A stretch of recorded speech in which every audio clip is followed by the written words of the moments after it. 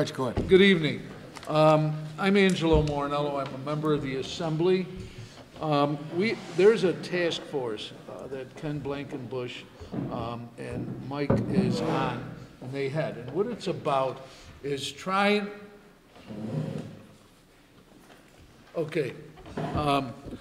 is putting together what? That's not for, that's for the video. Okay. So we're gonna have to speak up. All right, that's okay. As we all know, that there are job needs, job availability. We don't have the skill sets to fill those jobs. We have the talent. We talk about the infrastructure needs to be fixed. But even if the money went for the infrastructure from either the state or federal government, we are not prepared to have the skilled tradesmen. We have to remember, they built this country, and we need to rebuild that resource. We have educators here. We have members of the union who have apprentice programs, and we're here to listen to what your challenges are in putting these together. Marc, Laurie, and I have worked for 3 years talking on putting trades back in the high school. Exactly what part of this program is about. It's about students learning and either being able to go on to college with some college credits already gained or being ready to go into the workforce.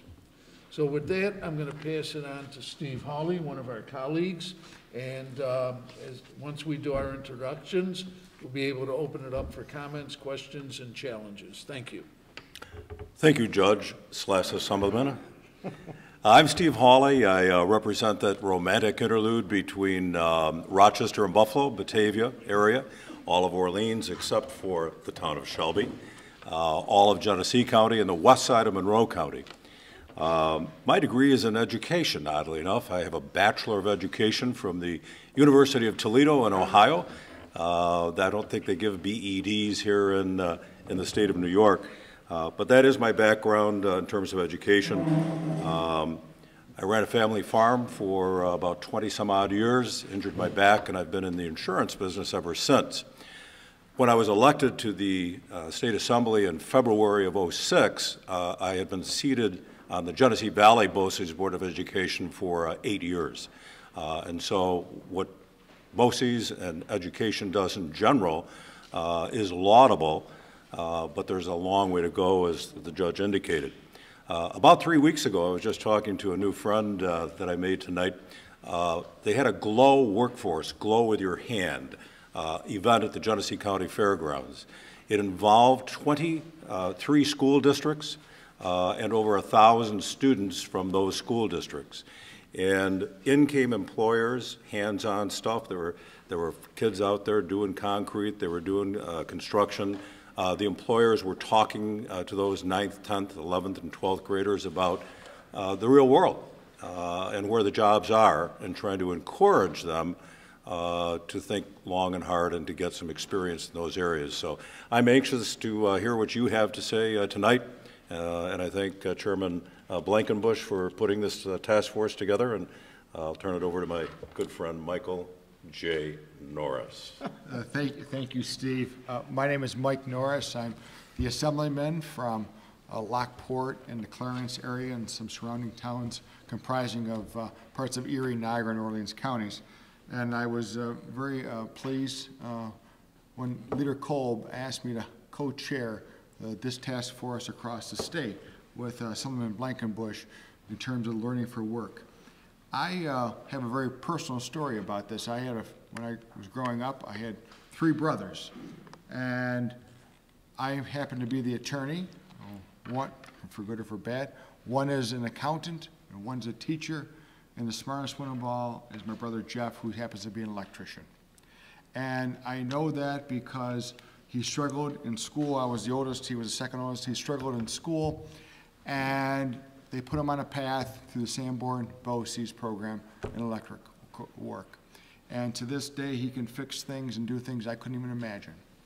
And when I was speaking with our coordinator in Albany, and they brought this piece of legislation by Assemblymember Ra Ford. I said, this is something I want to get involved with, I want to work with, and I want to just dive into it because there are students out there right now who we can identify, I believe, even in middle school, who we know they work well with their hands, they have the ability to do that, and there are good paying jobs out there.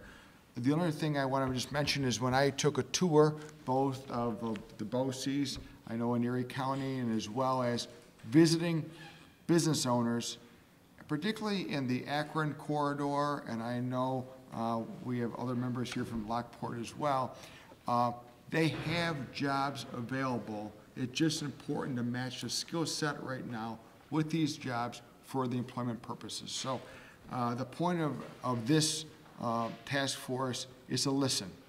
And that's the most important thing for us as members of the Assembly. We've served on task force together, the Domestic Violence Task Force, the Infrastructure Task Force.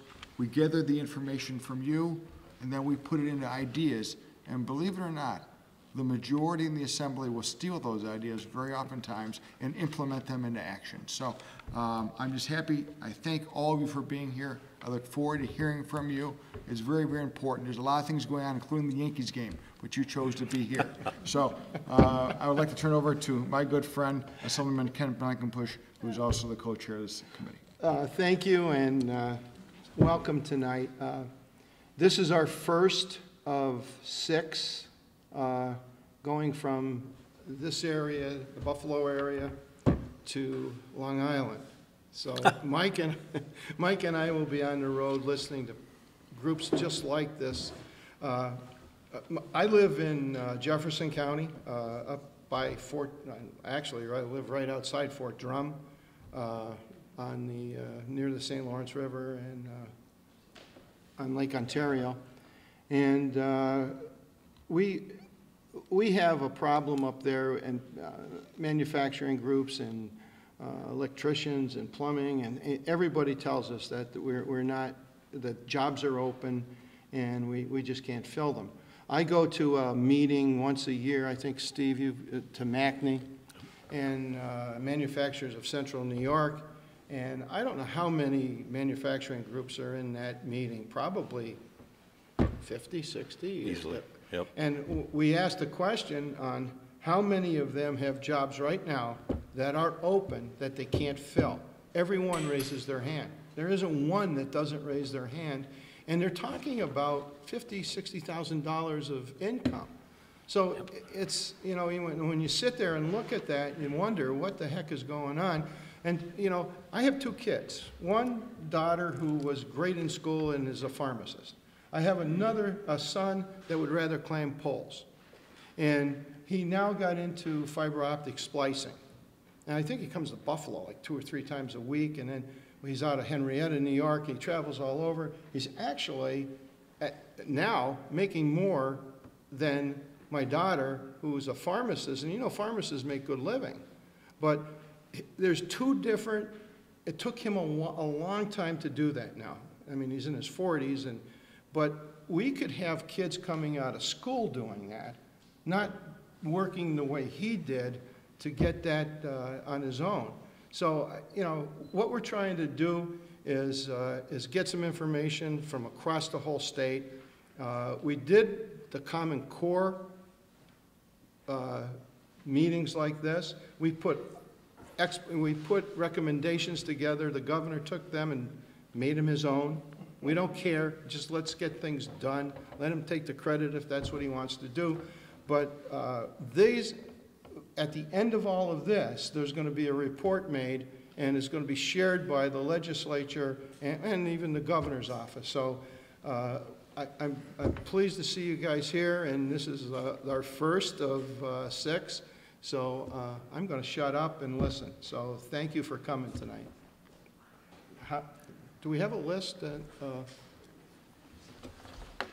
yeah, Andy's here. Oh, good. Andy Goodell. Andy Goodell. Yes. Come on down. Is there a list of, or is there an order? Or Andy, it's great to see you. where do you want it from? Just shut my hand right away. Oh, I see. Okay. Yeah. Go ahead. You can sip out of that if you want. Where do you want it from? Right there is fine. Now, the mic on the desk is for the video. We don't have to use it here, but we would like to, because we're video and, so. I'm not used to being on TV that much, so. No, I'm kidding. Oh, you So- get used to it. Yeah. So, you want me to start? Yes, please. Yeah. All right. Marc, Laurie, Superintendent of Schools in Niagara Falls, New York. Thank you for doing this. Before I start, I wanted to thank Assemblyman Morinello for his support of our district all the time. So thank you for always listening to us in Niagara Falls and doing what you can. And I know we have partners in Mr. Norris and Mr. Hawley as well. We've met a number of times. So we've been studying this in Niagara Falls for 3 years. And there's a couple of things that I'd like to say. First of all, there's nothing wrong with BOCES. BOCES is a great program. It starts too late. It starts in 11th grade. Our kids have dropped out in 4th grade. Somebody mentioned that this needs to start in middle school. This needs to start in 3rd and 4th grade, once if kids have begun to learn to read. It's far too late. So we've analyzed our graduation rate, and we've looked at the 106 kids who fell out of the cohort to give us a 77% graduation rate, and I can't believe that one, if not 50 of those kids wouldn't have benefited from a more comprehensive career and technical program. CTE means something different to everybody in this room, I'm sure. But let me tell you what I think it means in Niagara Falls. And again, that's with all due respect to BOCES. I think it needs to start in 4th grade, 3rd or 4th grade, and we're going to do this next year with the support of our unions and others. We're going to do it at one of our schools. I think the first thing that has to be done is that the high school graduation requirements have to be looked at. High school is designed for every kid to go to college, and that is the biggest farce going right now. There's great honor, as you all said, in getting into the trade. So we have to look at the pathways to graduation. I think that's a huge look. So what we did in Niagara Falls, just to give you a smattering of that, is we moved 2 courses that were 9th grade courses, living environment and algebra, and we put them in 8th grade. The reason we did that was so that kids would have a more open schedule in 9th grade, because you know you're bogged down with Regents exams all the time. But if we move those Regents classes to 8th grade, it would give kids something in their pocket in terms of credits and open up their schedule. So the first thing would be that it's got to start earlier, and it's got to start, we have to start looking at the graduation pathways. That's the first thing. Next, I would think that we would need to look at the Department of Labor, and I don't understand all the rules for apprenticeships, but I know there's different points that go forward for those that are over 18. I'm kind of looking at you, Scott, that you can't get certain points while you're under 18 to be an apprentice. And I think we got to look at the department. I think you got to work hand in hand with the Department of Labor to open up that point system, so kids coming out of high school in an instant gratification world can gain points towards being an apprentice at an earlier age. And I think that the Department of Labor rules right now are too restrictive, because I believe those kids coming out of high school could walk in and be apprentices if they're trained from 3rd and 4th grade. Next, I think we have to bring back driver's ed to the high school curriculum. Why? Because once you get a job somewhere and you don't have a license, you can't go anywhere. You can't go anywhere. It sounds like a simple thing, but we've kind of gotten rid of driver's ed with the whole notion of Common Core. I think we have to offer that opportunity for the students in this area to at least get their license, get a reduction in their insurance. Next, I think that we have to think about. This will be interesting. But I want to be bold in saying this. I think we have to think about randomly drug testing kids in 11th and 12th grade. Why? Because we set them up with all of these skills, then they get to your place. I keep pointing at Scott because he's my reference point, and kids can't pass the drug test. Not to test them to send them to the police, or not to test them to suspend them, but to test them to get them counseling and help early on, so that they can, if they want to be an electrician or a carpenter or whatever, that's their driver's license, and their ability to pass a drug test is not a hindrance to them. So I think that those are kind of some of the major. You mentioned stumbling blocks or things to look at. I think we've got to open up the high school graduation path. We've got to bring back. We've got to bring this down to 4th grade, 3rd and 4th grade, which we're going to do next year at Abbott School. I think that we've got to encourage our minority students to get involved with these trades. I can consistently question on our capital projects why there aren't more minorities on the jobs. And that's not going to happen if we start dealing with kids in 11th grade. We've got to start talking to them at a younger age. I mean, there's certain requirements and rules, but we've got to pay attention and have people who look like the kids that we serve in Niagara Falls. It's 60% minority, giving them the instruction that they need.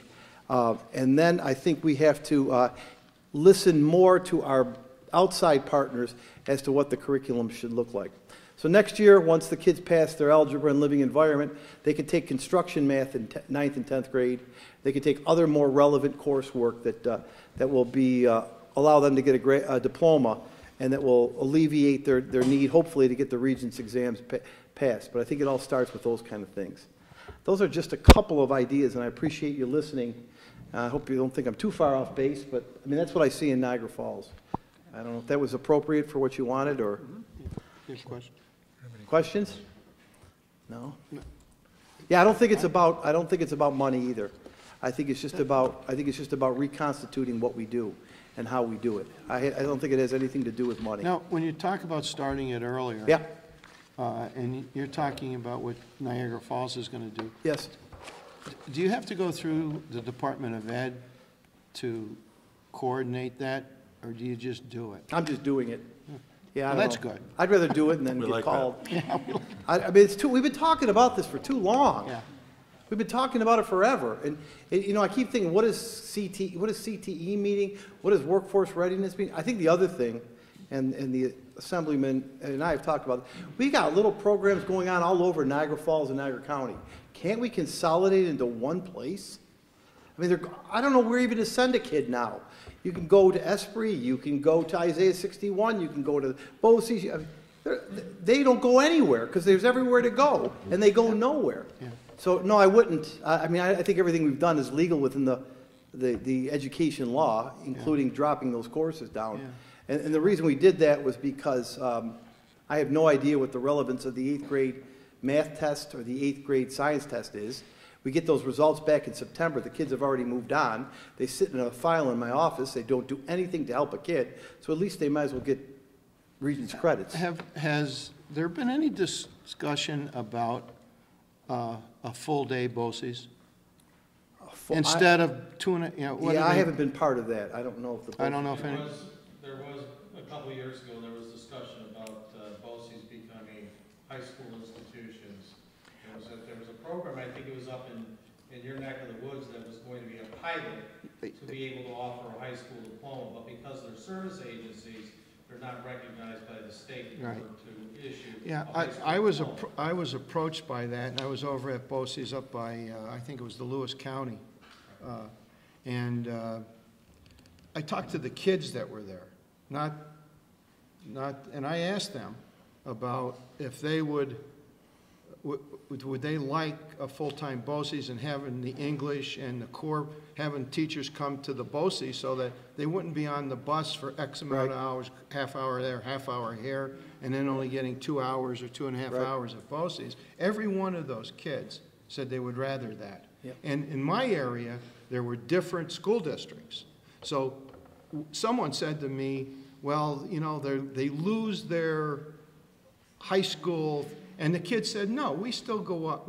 I'm in the band, and one kid still plays soccer with his school district. So the kids didn't seem to have a problem with that. And I just wondered, where's... I can just chime in to say that there are grant opportunities. It's called the P-TECH grant. So there are programs across New York State BOCES that are starting programs for starting students in 9th grade. So we currently at Erie 1 have 2. So we have one that I know Paul Stasiak's here right now that is with auto and collision repair. So students start in 9th grade. And we also just applied for one for construction trades. So Jill Benedict is here as our signer on that. And that is around building trades, HVAC, plumbing, and electrical. But it's grant funded and it's grant based. So we're up against all the other applicants and, you know. So by driving down those courses to middle school, by the time a kid's a senior at Niagara Falls High School, they could spend the whole day, the entire day, Everything will be out of the way when they're in 12th grade. And then 12th grade, which is the source of everybody showing up late, not knowing coming to school across the state, which would be nice if the governor would have put that early college money into 12th grade instead of college, because then we could have used it for kids going to college or kids into this, which is another thing we could have thought about. I think it would have been a better idea, but at least in Niagara Falls next year, starting in 3rd and 4th grade, they can learn about what bricklayers do, what electricians do, what carpenters do, and then by the time they're in 9th grade, they'll take one course, 10th grade 2, 11th grade a half a day, 12th grade a full day. Yeah. So we've created it that way. Yeah. Here's the dean of superintendents in Western New York, Dan Lalonich. But before we do this, I should introduce Andy Goodell. He came in late. Andy, do you want to say a few words? Yeah, I had a self-guided tour of the community college. Yeah. They're very supportive, but they didn't know the meeting was here. Speaking of which, we just applied, and any help you can give us would be appreciated. We just applied for the P-TECH grant, the statewide P-TECH grant in Niagara Falls with community college. We're going to do industrial technology. And hopefully, the goal is to get a student an associate's degree and a high school diploma on the same day. I'm just here to hold this for a minute. Dan Lalonich, Niagara Wheatfield. You just kind of touched on what I was going to say, and that is, I believe that there's a model out there already for exactly what you're talking about, and that is the P-TECH programs. The P-TECH programs start in 9th grade. Students, by the time they get out of high school and have to stay, they end up with a 2-year associate's degree. I think that model could be exactly what we're looking for electricians, for plumbers, and starting them early. And in those programs, I don't know about at Erie 1, but some of the programs statewide, they're all-day programs, so you're not losing the time, as you mentioned, in travel. They're all day, and then they do report back to their schools for sports, for other co-curricular activities if they choose. So I really think that could be a model for exactly what you're looking for the trades and the skilled trades. Yeah, transportation, our kids lose 180 hours a year, half an hour there, half an hour back. BOCES isn't really designed for Niagara Falls. We lose 180. The other thing, just to let you know, I think it's offensive that Northlands was built in Buffalo, in the Northlands concept, and we're another afterthought here in Niagara County. And what? So he's here. Huh? Steve's here from Northland. I know he's here. Stephen and I talked about this. Why can't we be Northlands North? That's right. Why can't we be, right, Steve? Right. We can. He's got a good model, but he got a ton of money to do it. I think it's offensive to Niagara County. So we're busing, he's Ubering our kids there after graduation. After graduation. I think it's too late to change a 77% graduation rate. I need to start in 4th grade. Mm-hmm. It's too late when he gets them. It's too late. That's kind of my theme. I have another question. I hate to keep asking questions, but I have another question. And I don't, it's the school districts. And I have the impression, and I could be wrong now, so please tell me if I am. I could be wrong that the guidance counselors in our high school are not really directing kids. No, I wouldn't say that, not anymore. I think that the whole concept of career tech has changed greatly. And in our area here, if Clark was here, I'm going to take a line from Clark. Even as populations have gone down in our districts out here, the percentage of students going into the career technical education field has increased. Okay. So I don't think that's really the issue here. I think the number of students who receive early exposure to it could be increased. Yeah. My son-in-law is a guidance counselor, so I want to pick on him. Yeah.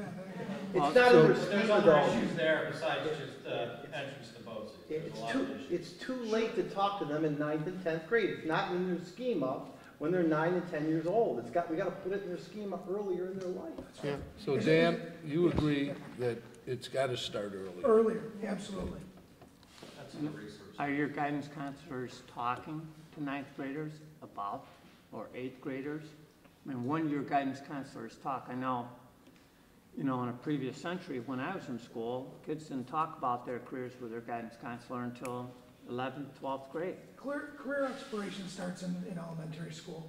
But again, how much of the discussion is about skilled trades? Probably too little. say too little. Yeah. Minimal or none? For the last 15 or 20 years? None. A lot of that would be- They get exposure maybe through junior achievement programs and volunteer programs, but their volunteership is down in terms of participation, at least in Western New York. I would say that the ownership for career tech ed has never been a Common Core issue, even though the Bob Bennett would say, oh, the Common Core has been integrated. No teacher outside business and technology teacher takes ownership for career tech ed. It's not integrated across the curriculum. Now, people can argue that we've done STEM integration or we've done across the curriculum integration at the BOCES. The fact of the matter is, unless you have a teacher embracing the career in a mindful way, that academic subject area is kind of neglected by the majority of educators in the state and across the country, because everything is about accountability. And to Mark's point, the last 15, 20 years has been focused on postgraduate, post-secondary, attainment of degrees, and certificates have been sidebarred. You look at Niagara Community College, where I worked for 13 years, they had a solid small business development center. They neglected to support career and technical education. They elected to support culinary, and all the career and tech ed professors that they had when I was there in 2008, they have one left. So they went from 15 full-time professors that were teaching career and tech ed to one. And now they want to open up a STEM building. So the point is that BOCES will allow most of their graduates, and Dr. Godshell will say this, 80% of those young men and women that graduate BOCES will go to a post-secondary institution. Now, is that helping the workforce, or is that perpetuating the college attainment? I would argue the latter, because most of the kids that graduated from BOCES 15, 20, 25, 30 years ago were going into industry, because that's what industry was looking for. What BOCES has had to do over the last 15 years is find ways to articulate their programs in the colleges, because the kids that go to BOCES programs over the last 10 or 15 years have to A, be on track to graduate, have to obtain a Regents diploma, and the kids that basically went to a BOCES program years ago are not allowed to, because they're not on track to graduate unless the parent really makes a sticking point to want to have their child attend a BOCES program. Now, I have two teenage daughters who are honor students, good kids, wanted to go to BOCES, but were told by their school counselor, you can't fit it in your schedule. Yeah, but then their senior year becomes a blow-up because their 9th, 10th, and 11th grade course attainment levels are so astronomically rigorous that they burn out in 12th grade. They take half a year of school, they transition to college, and they fail. Our college remedial course history for the last 30 years has not decreased. Why is that? Because higher ed doesn't talk to K-12. And if they do it in regional areas and have those discussions on what articulation means to them. So there are a lot of reasons why BOCES isn't working, why it's working for some kids, and why we've had to make a shift. And a lot of it has to do with school district accountability, testing, and assessment, and less about career and tech ed. That's right. John, I offended Steve, and I'll offend John King. The worst, that APPR stuff, the worst thing for what we're talking about in the history of decision-making at state ed. So that's where it is educational. That all that APPR stuff. If we want to really make this count, we've got to even change the diplomas. So now we give a couple types of diplomas. No one should leave high school without an endorsement on their diploma. It should say Regents Diploma, 24 college credits. Regents Diploma, Certified Nursing Assistant. Regents Diploma, Welder. Regents Diploma, whatever the course is. I think we've got to change what the expectation of the public educator is doing once the kid leaves there, and make us more accountable by forcing us to put an endorsement on their diploma that says what course that they're going into. I happen to support the unions through a lot of PLA work that we've done, and I think that the pension system of the unions is falling apart. Right? His pension system is in our 4th grade classes right now. If we don't do this, it'll all crumble, in my opinion. No numbers are good for low. Right? There's nobody in there to keep that whole system going. They're sitting at Abbott in my 4th grade class. That's another thing that drives me to have this conversation. So I don't know how far this legislation and the wording of some of this legislation is, down the rabbit hole. One of the things that I would offer up early on is changing the name. Which, I wouldn't call it the middle skills throughout the document. I call it professional skills. I think you call it middle skills and you're already making people lessen the importance of those jobs and those roles. okay. That's a great idea. And I don't know that professional is even the right word, but middle skills, I think, might make people look at it as. No, any of these can be changed. Sure. Well, I appreciate the first time we've ever been heard on the level that you guys are at, so I appreciate. What did you say? The first time I feel like we've been heard, having this kind of conversation, because And listen, most of the task force we have are not sort of like this, where people are talking, we usually hear from one person at a time, but that's okay with me unless it's fine with. No, that's fine. But if you ever saw any of our task force, you know, everybody gets so many minutes and then the next person comes up and the next person comes up. But the interaction between everything is here is fine with me as long as it's good with the rest of the. Well, what I see is educators who have experience that have talked to each other, that are here willing to present what the consensus is and what the issues they're running into. So I find it refreshing. Yeah, I do too. I'm not chairman though, so. It's okay, no, you're good. Madam Chair? I would offer another, I don't know if I should sit there or not. I'll just offer another. Mike, what's Yeah, you see, we could do that. We're talking John about Craig. educators. Dr. Craig. And I know the assemblymen that are part of the legislative group, I addressed this because I was on the school board in the Lockport City School District. And part of the issue is not only the educator piece, but it's education certification and career tech ed. Right now, there's only 2 institutions in New York State to get your career tech ed certification, teacher certification. That's Buffalo State, and that's Oswego. And their enrollments in career and technical education for master's degrees or bachelor's degree in career and tech ed are flat and even decreased. So part of the issue is that you're not getting certified teachers in career and technical education coming into those programs. If you look at the research, Montana right now is hiring their maintenance staff to teach shop and to teach vocational educations outside of their union and contract because they don't have enough teachers to teach career and technical education. New York State is driving to that way. So if we're looking at career and technical education programs in school districts, and I argued this to the Assembly in January, you need to get the State Education Department and the Office of Professions to allow professional people in plumbing and welding that have X number of years of experience not to have to go and take a master's degree in education in order to teach career tech ed. Because if you do that, those people who have the skills from industry are not going to be bothered to go back to school to get a master's degree. You have to get them a certification through maybe 2 courses and maybe some pedagogy and some professional development, and fast track them into be able to teach career tech ed, whether that's in a BOCES or in a program that Marc Laurie is trying to do in Niagara Falls. Because I will say, Marc can go out and try to hire career tech ed teachers, but he's stealing them from another district or he's stealing them from BOCES because he's able to either pay more money or he can get someone to come along. Right now, districts are having a problem across the state for career and tech education. I made this comment 3 years ago in a career tech ed conference in the state.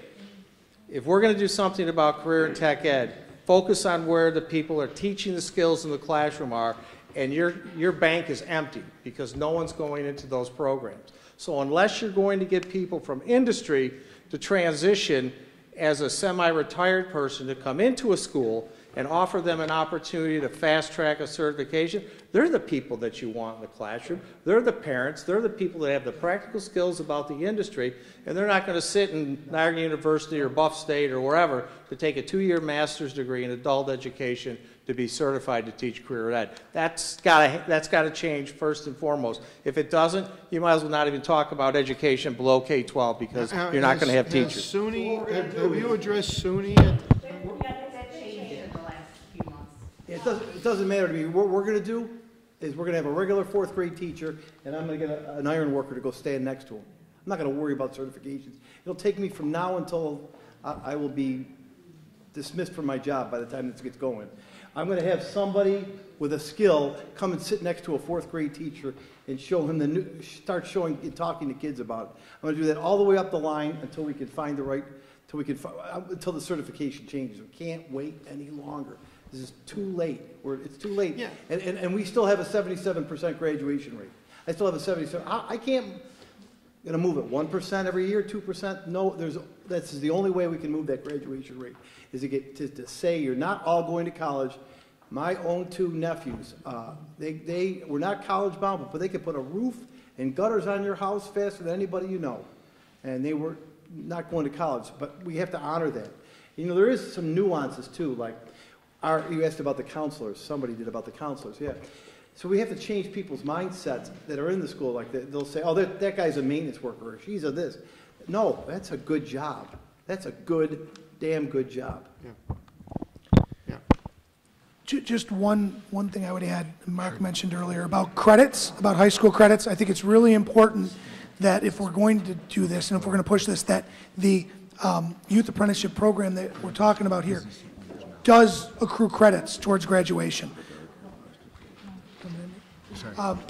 Without credits towards graduation, I think this program is really hard to get off the ground.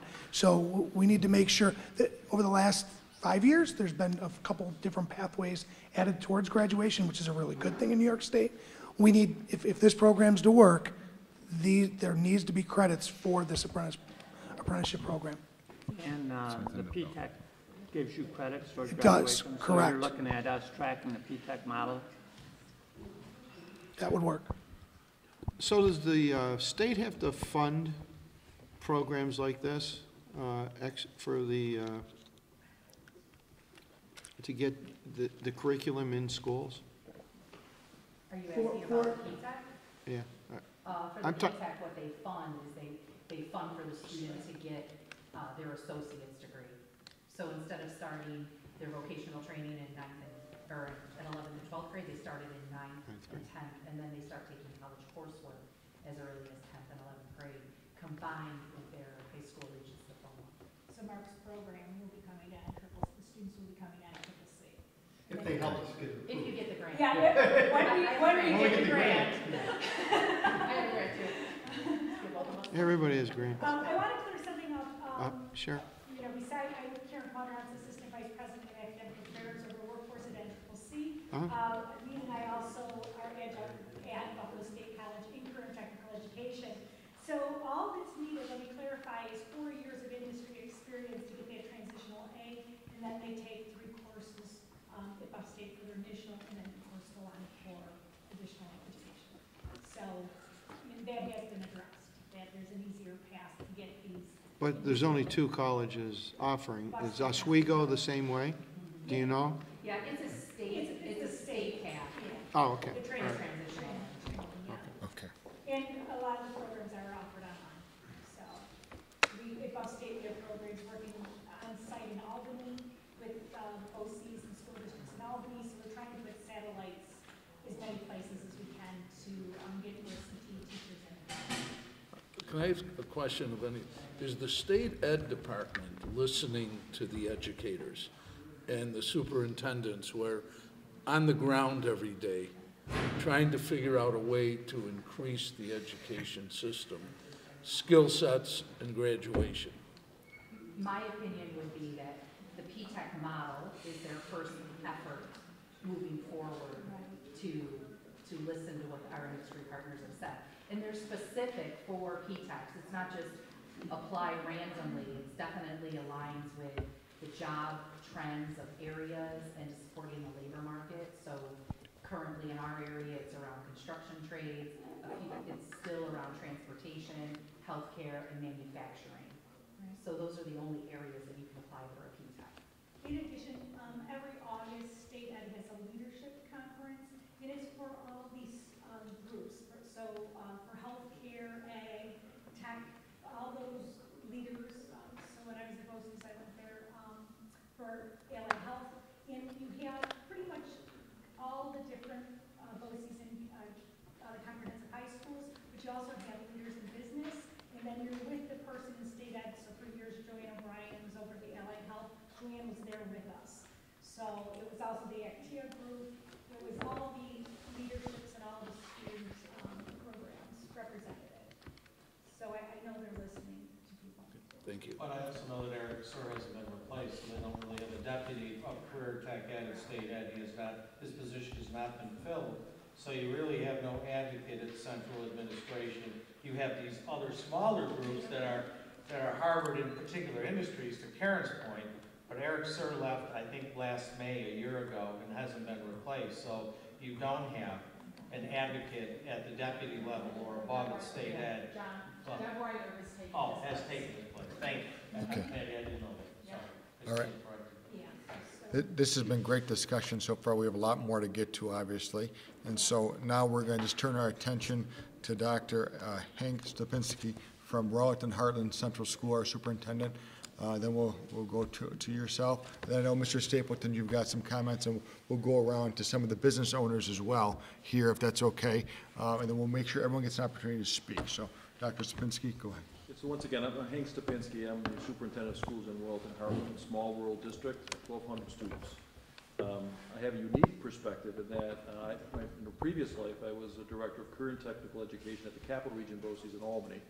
So I was able to run programs in Schoharie County and Albany and Schenectady counties. And then I was the founding principal of the Health Sciences Charter School in downtown Buffalo. I applaud the work that you're doing right now. But I don't know that there's one model that needs to be implemented across the state. I think we need to allow things to grow organically. We have to do that in partnership with our business partners. And I think we have an infrastructure right now with our BOCES that can help to solve these issues.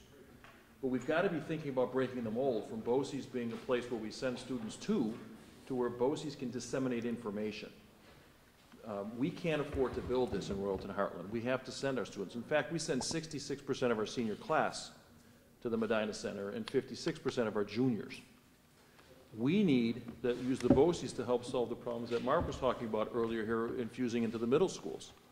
Our district has adopted a policy of K through 12. We're doing college and career readiness. We're introducing things. We're beginning to do some coursework that we lost in the 70s and 80s. In our high schools, in our middle schools, we had industrial arts. We had metalworking, woodworking, business, ag. We had all consumer sciences. We introduced our young people at those very early ages in similar labs to here, and they got excited, and they got interested, and it made them and gave them course directions.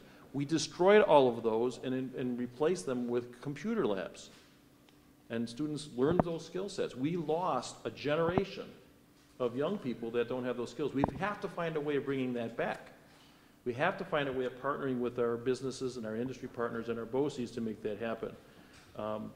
I agree wholeheartedly that we've got to start in the elementary school. We've got to be looking at the things that children are reading. We've got to bring those guest speakers. We have to bring the firemen in. We have to bring the farmers, the nurses, everyone, and look at how we develop that piece. I think it's very, very important. And I agree with Marc also that when we take a look at our industries right now, there is no diversity at all. One of the things that the Health Sciences Charter School was founded on was creating the next workforce of minority populations in the hospitals. Our board of directors were the major healthcare providers. It was Roswell Park, and it was Children's Hospital, and it was the Kaleida and Catholics. They all got there. And I remember my board president, David Palmer, at the time, suggesting he wanted to be able to go into a hospital one day and not have the only people of color serving their meals or cleaning up their bedpans. He wanted to see them at the bedside as technicians and nurses and doctors. And the first generation of those students are now beginning to populate the hospitals. And I applaud it. It started with business. It started with the business leaders driving the educational process in a charter school. And I know charter schools have a bad taste in some people's mouths, but they made the difference in that population of students with a high graduation rate and a high placement of students that are actually getting valuable work. So I'm going to turn it over to my great colleague here, Mike Rywer. Thank you. Hello, I'm Michael Wyra. Currently I'm the principal of the Orleans Career and Tech Center, which is in Medina. So Hank is one of my 7 districts that I serve, but Orleans services 13. On the BOCES side, I 100% agree. It's got to be at the younger age. Currently, and I can't even take credit for this, Anita Troutman started this initiative. I have 4th grade tours come through my campus and expose students to what CTE is and potential options. Then we grew that into realizing that there's a gap between that and the sophomores that we talk to. Now we do middle school career fairs. We take the seniors of the districts we serve, send them back to their middle schools to interact with those 8th graders, those 7th graders, to expose them to opportunities of not only what CTE courses they could take in Medina or Sanborn, but just the careers themselves. It's planting that seed. It's finding that creative solution to merge what the state wants as their curriculum into reading activities that are based on working or career fields or things like that. Merge those two concepts together to mold it into the idea of planning for your future. I mean, the task at hand is we need to build the future workforce. What it is today, but also what it's going to be 4 or 5 years from now. And the only way we're going to know what that is 4 or 5 years from now is to work directly with the businesses. Any business that's going to make a change in what they want to do has a 3 to 4 year plan of it. They need to understand what the needs are, what the cost is, what the resources are going to be, and the workforce. Today, everyone's fighting for the same workforce. Automotive, you guys are stealing each other's technicians. It's who can pay an extra dollar or who can do this or wherever you're closer to home. The loyalty to a business isn't what it used to be, and it's not going to be right now because at this point in time, there's not enough workers out there. So are we going to fix that overnight? No, we're not, unfortunately. But if we're going to plan and put together some thoughts on how to do it, then we need to think realistically to a younger generation. We need to change the concept of what we currently do for education and get that in front of those students and their parents. Someone brought up the counselors. Are they promoting CTE and career and technical education? It's individualized by district. I know that for a fact. I've been doing this for 8 years. Some are, some aren't. It doesn't matter. At the end of the day, it's the parents, too, that need to know that concept. I grew up, oddly enough, my parents, oh, you're not a BOCES kid. Well, now I'm running one. So it's just it's that concept that needs to change. The stigma that's out there is still there. We're fighting it. In addition to that, I'll make it short for time, but a couple other things. The pre-apprentice programs or offerings, however we can partner with those unions. But realistically, if it's an age thing, meaning that you have to be 18 to earn those credits, then that's a simple fix. Because realistically, you got those 17, 18-year-olds. They spend over 1,000 hours of instructional time in a CTE program, and that doesn't count. And they're going to start off at the same ground as someone else that didn't do any of it, but the concept and understanding and knowledge they have is far beyond. That's an issue. It's an issue that needs to be brought to a table, have an honest conversation, and come up with some solutions and just work through it. On top of that, you have statewide articulations for CTE programs. We all, for BOCES, go through the same state approval. My automotive program is the same approval process as Erie 1 as it is for Jefferson County BOCES. We send those same documents, those same articulations, but why isn't that viewed throughout the state as an equal document or an equal opportunity?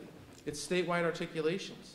If we're looking to benefit the student, then come up with pathways that are going to help them transition to what's after high school. Because the more prepared they are, whether it's with the instruction or transportation or exposure at a younger age, the bottom line is when you complete high school, you're on your own. That's the transition. And we need to change that so it's more beneficial to the individual and preparing them for whether it is college. Some of the careers we're looking for need a little extra schooling. Get them that opportunity to go with it. Review the standardized and remedial course requirements for our SUNY schools and other colleges. The colleges aren't even, from my understanding, the colleges aren't even a fan of it. But we have such a high percentage that the students who have successfully completed a New York State requirement and earned a diploma, but aren't able to move into college yet. That's a gap right there in itself. We're saying you've done what we need to do according to state standards, but you're not ready to move into college. That's something that needs to be looked at too, because we're starting so many students off with remedial courses. I was one of them. I had to take courses, no credit, additional money, no state aid with it, longer time in college. But again, everyone has to have those steps in place to help work through that. Increase in state aid for the CTE teachers. Currently it's at $30,000. It's been that way since 1992. It's a good thing they don't need more. Just kidding. Those are just some, and I know that was at the talking points, and the state was looking into that, and I don't believe it went anywhere. They had a plan in place of getting that up to 50, 60 over a couple years, and that's, I believe, hasn't gone anywhere yet. Revisiting that topic. Those are just a few of the points. everything that's been said here tonight, honestly, with my 8 years in CTE, my 4 years prior as a tech teacher, and my interior, exterior modeling and running a business, I agree with 100%. You know, we're not talking new concepts. It's just talking about how to get the topics out and the right people at the right table, and this is definitely a step in the right direction. So again, I thank you along with everyone else here for your time and your efforts. And hopefully it'll go. Thank you very much. You're next, sir? Mike, can I ask you a question? Yes, go ahead. I'm not going anywhere. Sorry, Mike? It's okay, Mike, if I ask you a question. Yeah. Obviously, the CTE salary reimbursement has been a major issue. Inflation hasn't stayed still in the last 20 or 30 years. If you want high-quality people, you've got to be paying a reasonable salary because otherwise they'll stay in industry. Correct. Why take a salary cut to come to BOCES and teach, for example, or the cost structure that faces you? You talked about the need to build a workforce of the future. What data do you get in terms of job openings or potential openings? Do you get reports from the Department of Labor or feedback from industry, or is it more anecdotal? It's both. It just depends on what resources you have and the time and energy you want to go in to get that information. With myself, I work with 2 different counties. So the county agencies that we work with to go and collect that, Niagara and Orleans, is just one avenue of it. One of the things through, you know, the JMTs, because that's more, it's larger than what it actually is for an individual school, an individual county. That's more of a region of Western New York. It's one of the tasks that is a JMT with our western side of New York State. There's 2 JMTs within our ACTIA zone that, again, it's that collaboration and getting that information. So to find those, to get that information is one thing, but actually turn around, digest it, and push it back out into a reasonable pathway of how it's going to impact individual programs, the advisory councils that we utilize for all of individual programs. A lot of that is the teachers working directly with the industries and getting the instant feedback of, this is what I'm looking for. This is, you know, we have company owners and supervisors come in and talk soft skills with students, because soft skills is no longer really a main focus point of New York State curriculum. However, it's one of the top priorities for any employer to say, you know, are you professional? Can you show up on time? Is on time meaning you showed up at 8 o'clock, or did you get here 5 minutes before so that you're ready for 8 o'clock? Can you work without having your cell phone? All of those things really have never been introduced to students. Well, just an observation. The Chautauqua County Executive, in the first 100 days that he was county executive, visited over 100 businesses and found to his surprise that there were over 700 job openings. And I'm not sure that anyone else, other than our county executive then, is systematically looking at what is actually out there. And it might be helpful for us not only to ask in a formal manner, with a survey or a letter or a direct inquiry, but also ask the follow-up question, which you indicated, where do you anticipate being in 3 years? I would say yes. Okay, you're all set with the questions? Great. Thanks, Mike. So we're gonna head, if it's okay with the group, we're gonna head into the business community now to hear their feedback, and then we'll head into the BOCES. I know there's some folks in BOCES for your needs. So maybe we'll start with Mr. Stapleton. I know you wanna make some comments, and we'll go Mr. Rouse, then Paul and Joe, and a few others. We'd like to hear from you as well. Thank you, Mr. Stapleton. We can hear you. No, Yeah, I think, so, no, but see this, Oh, I see. he's got to hear you. he's got it here. Okay, first of all, thank you for the invite. Got here a little bit late, so I apologize. You got to hold it. This is working? Okay. So I was excited to get the invite for a couple reasons. First of all, I'm an entrepreneur. I'm a business owner of multiple businesses, born and raised in Niagara County. I'm a home builder who also does development, and I also have 2 assisted living communities. So we're in full gamut of housing. And the issues that we're talking about, based on what I've heard so far, we're experiencing in a very difficult way on a daily basis. And we have been experiencing them for the last 10 years, to be sure. 10 years ago, actually today, I had the good fortune of getting involved in a major community project called the Extreme Makeover Home Edition, which was forever our 15 minutes of fame. And we had this incredible workforce of about 10,000 volunteers who helped us, and I was praising them profusely, and we couldn't have done it without them. And I was part of a dialogue back then in the city of Buffalo to help try and change some of the employment and skilled trades issues that we had then. Unfortunately, I'm sad to say 10 years later, we're experiencing more of the same issues, but in a critical way today, that we can't find plumbers or electricians or carpenters. I had a carpenter the other day who said he would consider leaving his current job to come to work for us, but he had to start at $50 an hour. So if any of you do quick math, so he was going to start over $100,000 a year. He didn't want to come in to talk to me unless he knew we could start there. This is what we're getting today, and unfortunately, anybody who's looked for a new home today is going to find that in the cost of the new home. Anybody who's done any home remodeling or improvements, let alone call somebody or anybody to fix your toilet in your house, you're going to experience the same thing. So we all know the problem. I don't know necessarily the solutions. I'd like to be answering any questions you have as to what we've tried or what we're impacted by. Our industry has primarily been that of a subcontracting basis. We are finally going back to the model that I think makes more sense with self-performing or having employees perform all the work to build our homes. Now, it's a major goal and risk on our part because we have to keep them busy on a full-time basis year-round, and in this climate, sometimes that's not so easy. But nonetheless, our issue right now is capacity. We can't find enough people to do the work, and all we are doing is bidding up the same people on a daily basis. Everybody's shaking their heads because those of you who are dealing with this know what I'm talking about. I got on the tail end of Marc's conversation here.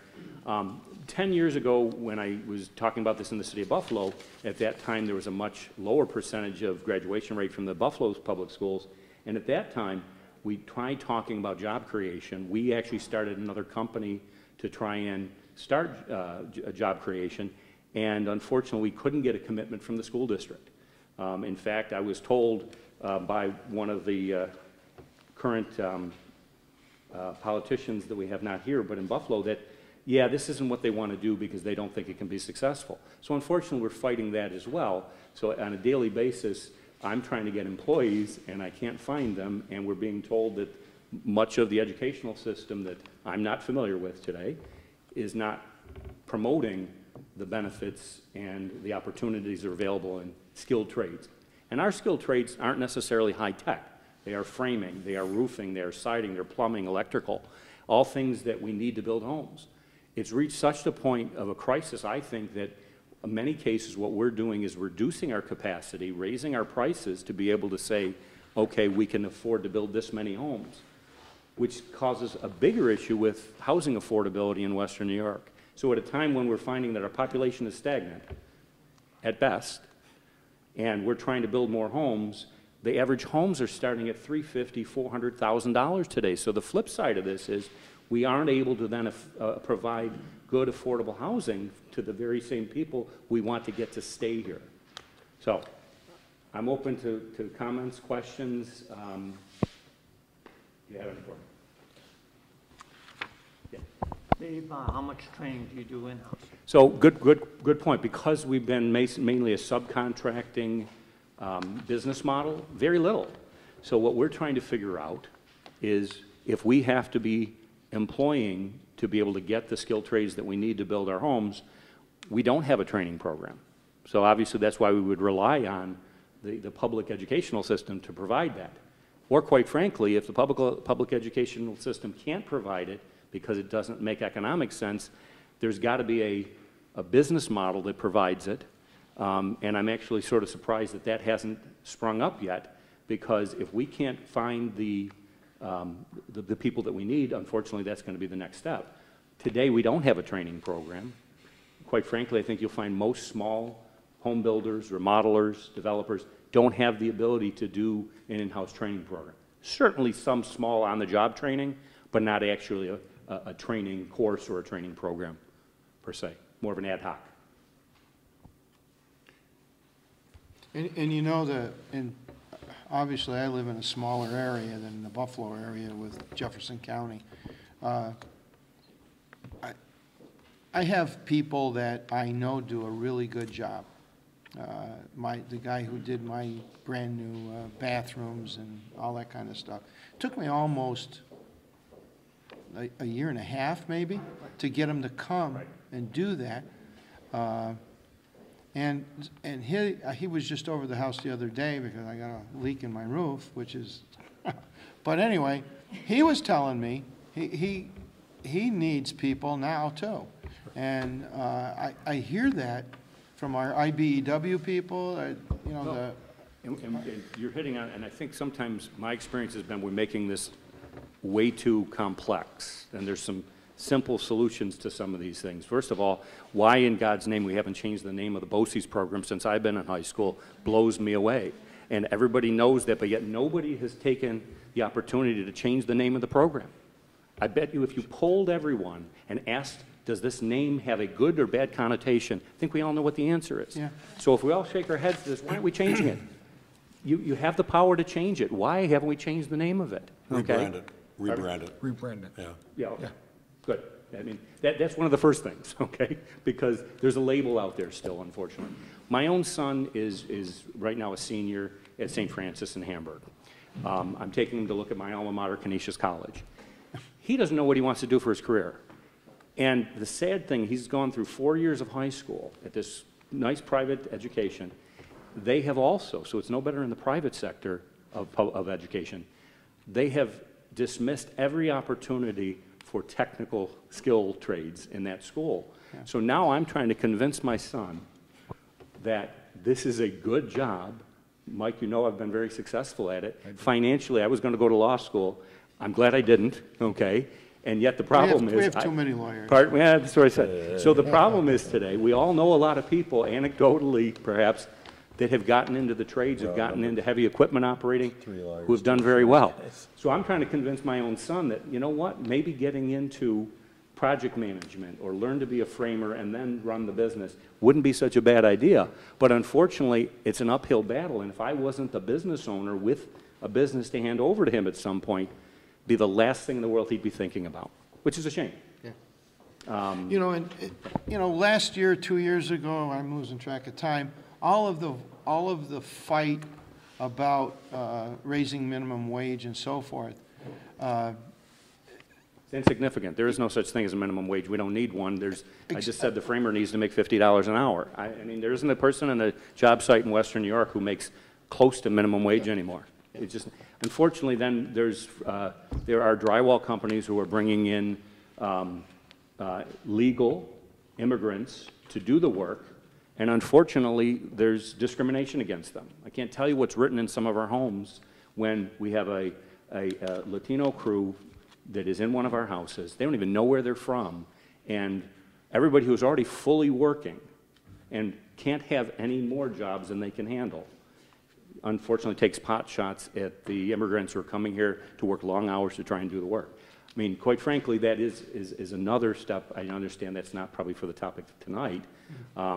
But in Buffalo, for example, there's a large immigrant population. Those people want to work hard. They're extremely hard workers. We need to give them the opportunity. We need to give them the programs to do so. I keep hearing about the tie-in to credit hours and to college degree. Quite frankly, today, I wouldn't ask anybody who's working on one of our job sites if they had a college education, because frankly, I would not care. If they have the ability to do the job, I would say to some degree that the college education, which I have, which is a political science degree, okay, doesn't necessarily mean anything to me if they're going to perform the work that they need to do to earn the wage that we can afford to pay them to build the house. I do have a question, because it's coming from the business end. And you heard Marc's about starting them early, okay? Yes. Do you feel that there's a path to partnership with the apprentice programs from the unions, because they have the skilled tradesmen that are assisting, and Marc is already using them? So from a business perspective, do you feel that once they complete their high school, that there is a path that they can utilize? Very, very good question, Angela. The only thing I can say is traditionally in our business model, just happens to be, not by design, but we're using mainly small subcontractors who are non-union, okay? Quite frankly, if I was approached by a union contractor, union subcontractor to do our work and it was competitive, we would hire them. Yeah. So the union, non-union to me is, I'm quite frankly indiscriminate towards that.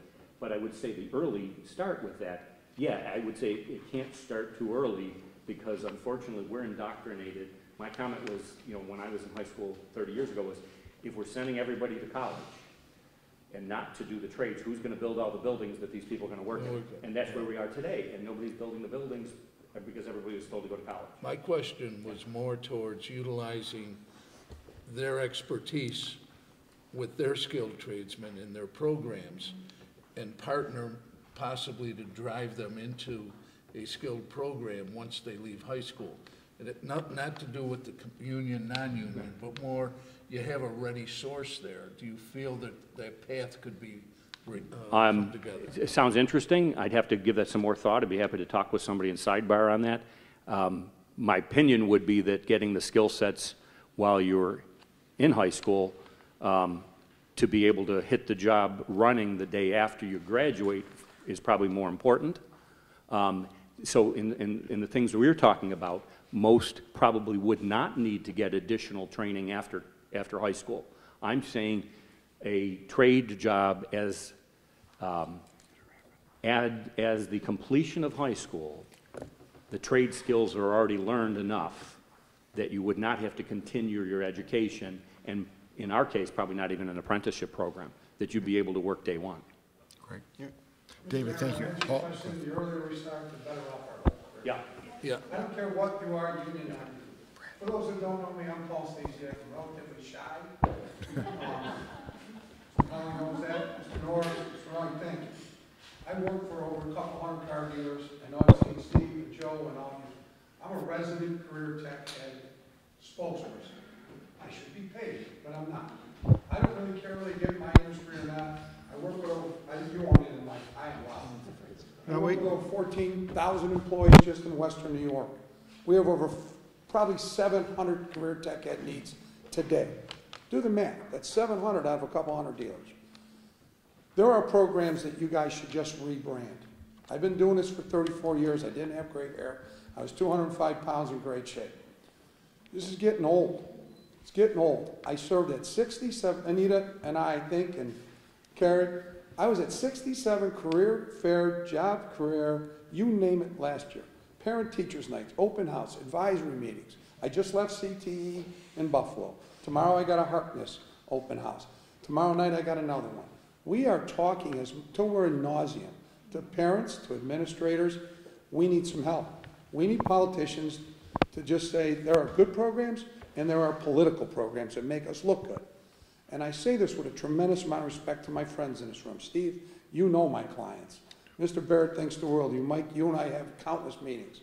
I'm on the governor's Excelsior task force for career ed. That's a different party who doesn't want you in that meeting. I really don't care who's in the meeting. If someone's going to put their energy in the right direction, Steve will tell me at Northland, Joe, we come and talk to parents and students, advisors and counselors and superintendents and principals about bringing the awareness to career tech ed. Steve will tell you, and Joe, right now if we get 100 kids and I get 10% of them, I got 10.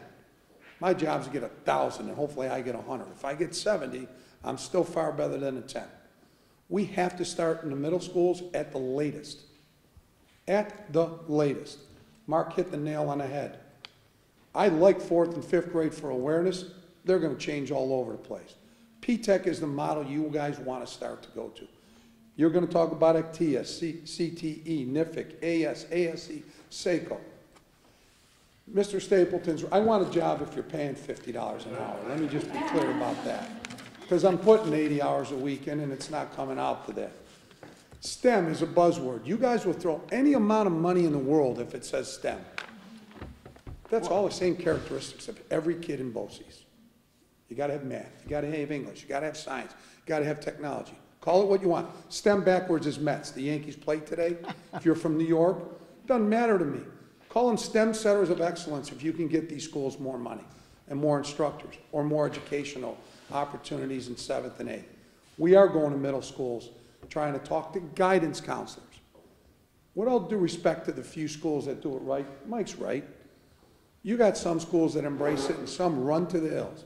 It's not popular for a guidance counselor to put little Joey or little Paulie or little Stevie in that program unless he's classified. The only classification that matters to business people is employment, folks. I'll take the kid from Franny's. I got kids from Canisius. Parents call me all the time that They got $50,000 a year debt, and they're coming in our profession with the same kid who went through the P-Tech program or soon to get out of Erie 1. We're equal opportunity employers. I don't care what their debt is, my job's to help them. If they're finance academies, a guidance counselor loves that kid if he can put him in a finance academy. Let's put him in a technical academy. You want to write that down? Call it tech academies, STEM academies. Because I think those are buzzwords that some superintendents love. They don't help feed the BOCES schools. They look at our BOCES schools as competitors to the homeschool. Anita didn't make me say this. Mike didn't make me say it. Marc, Laurie would love it today. He's right. Northland's a very attractive property. Steal it. Steal what the success of what Steve and his team did and bring it to the rural communities. Infuse it with the fabric of what our career tech BOCES centers have, because it's a damn good model. We're taking kids. I got another thing for you. Think about incentivizing us employers who are taking a kid since 10th grade, putting them up, you know, sometimes giving them Ubers to get to their internship. We don't get a tax credit for 2.5 years of putting a kid up for X number of dollars an hour. That would be incentive for more businesses.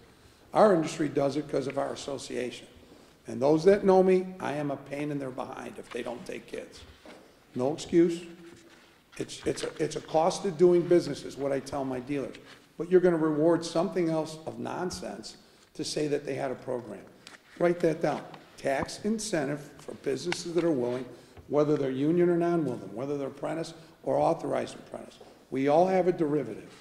But remember P-Tech, remember tech centers, tech academies. Those are the things that will set you aside from your other colleagues that really want to give us lip service. I love the fact that you 5 are going to be on a music roadshow.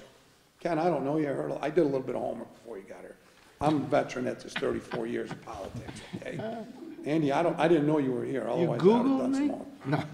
But my point is, don't come and talk to us today and do your 7 stops and not include us in the end. If you don't get the businesses involved up front, shame on you. Anita came to us with Lynn Fusco and Mike and asked us about P-Tech how many years ago, Anita?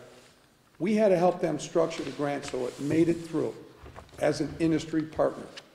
Now we're getting 38 kids from 9th grade to post-secondary a year because that's all we could fund, and we hope that we got 76 kids out in a few years. But they came to us and we went to them and said, how do we make this thing work so that state ed gets it? So that our elected officials understand we're legit. I don't care whether you're building trades. How many times, Joe, we'll stand in front of a large group and say, go to building trades. I don't need $110 an hour for a kid to flush my plumbing. But that's what it's coming out to be. So I can go on and on and on. I just want to say thanks for at least reaching out to some of us. I'm available. My dealers make me available. I had one at 7 o'clock this morning for a tech ed meeting. It's after that. I don't care about the Yankee game. I'm a Dodger fan, so it's irrelevant. Season's over. But those type of things I want you to write down. STEM, because that applies to us.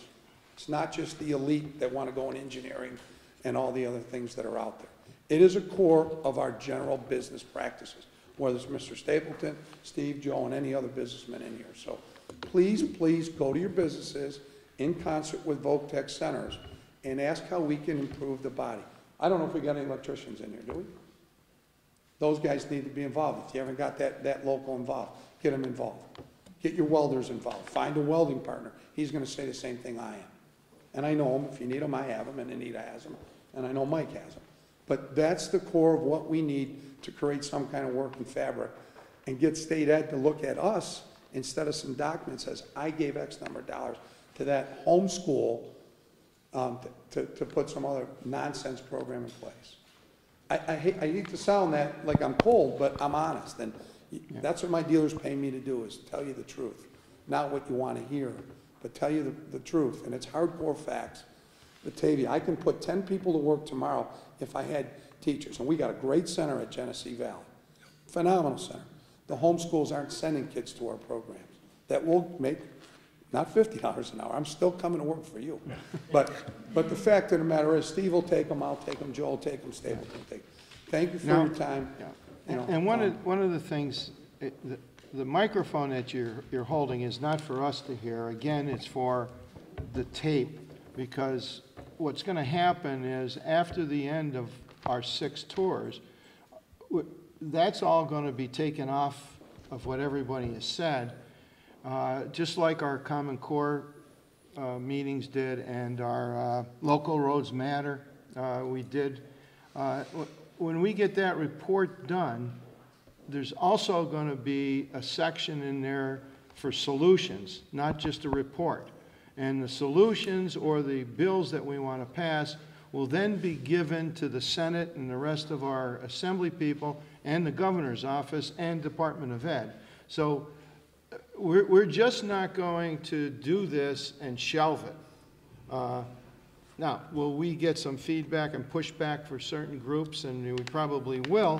But we did make inroads with the Local Roads Matter. We got funding from upstate New York that the governor was going to pull away from that for our highway people. So we did get results on that, and we got results on the Common Core.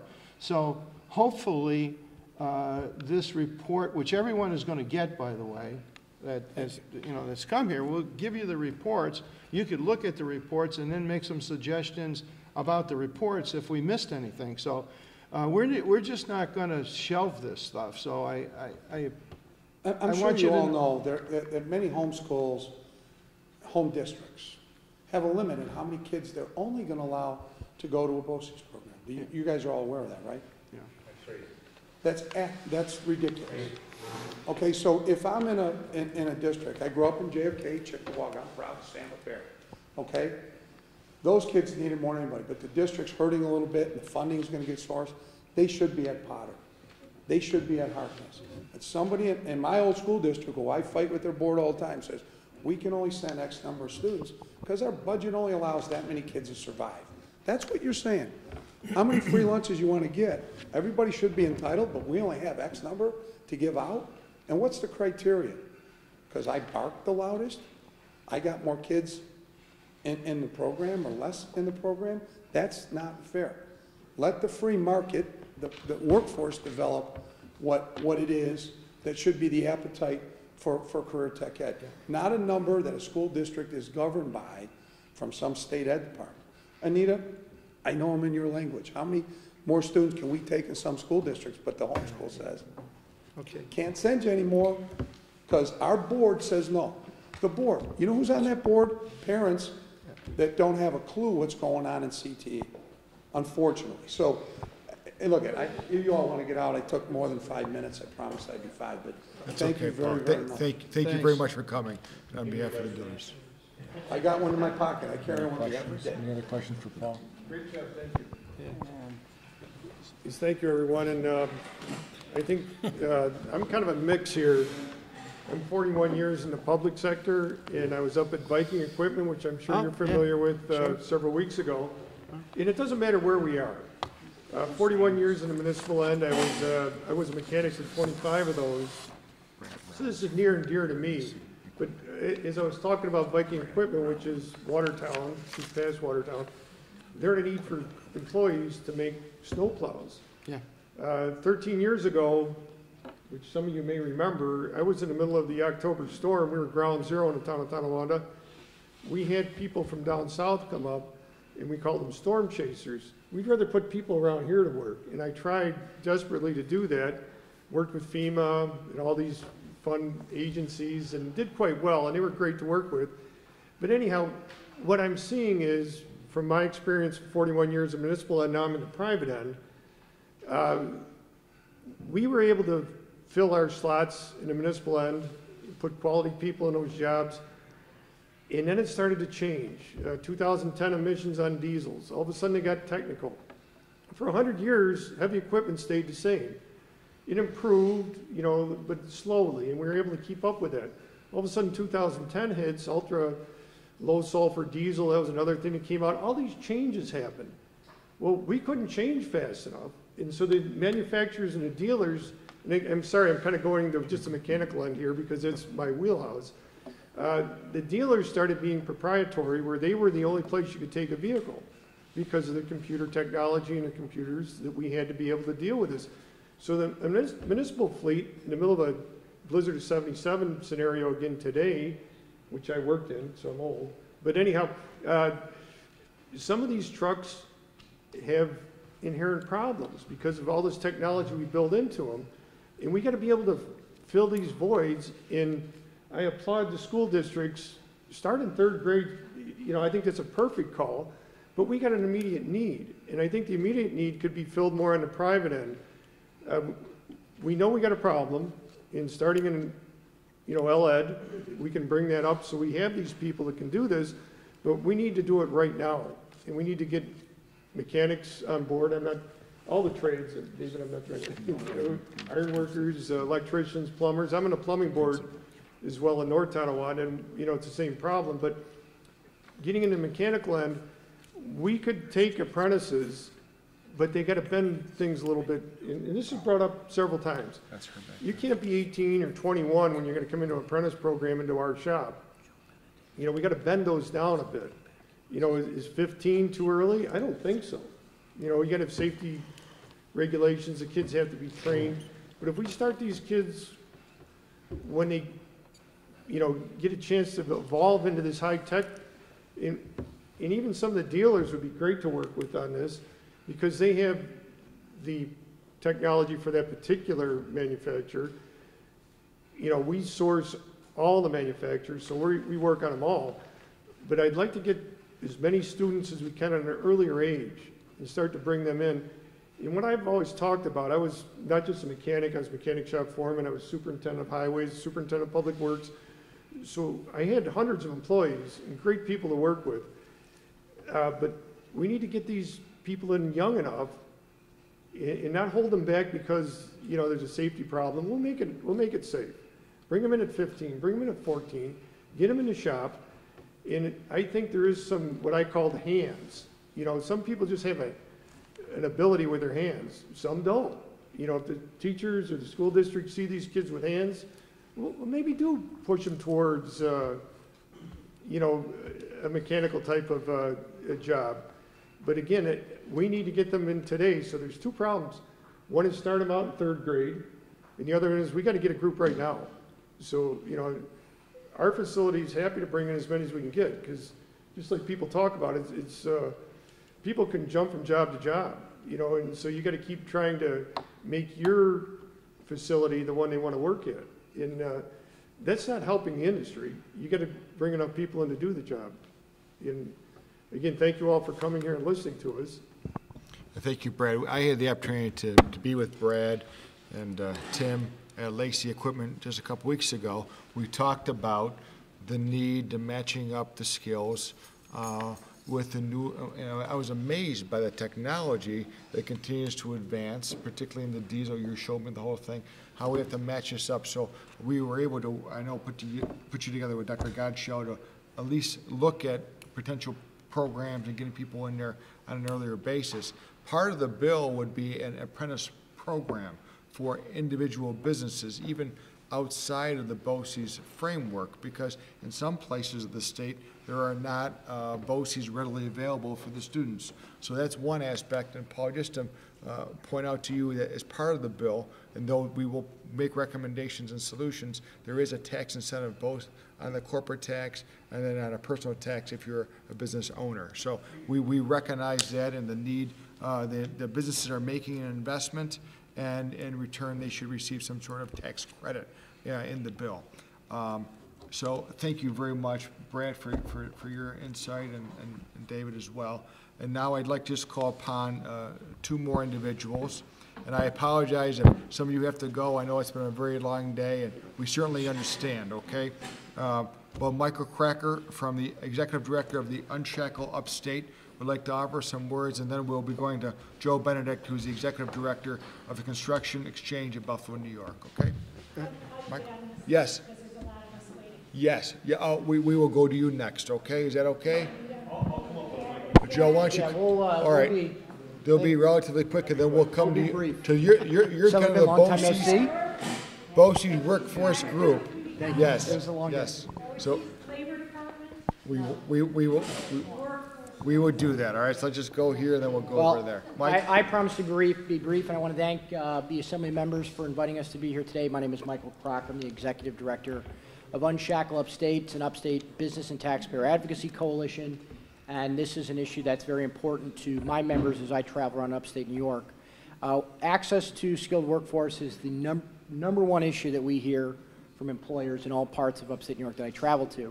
And that's in a state of New York where you would typically think of taxes, regulations, fees, and fines, but truly, I think the employer issue these days is access to workforce. And I view this as a problem that affects our business climate, but I also view it as a symptom of our state's current business climate.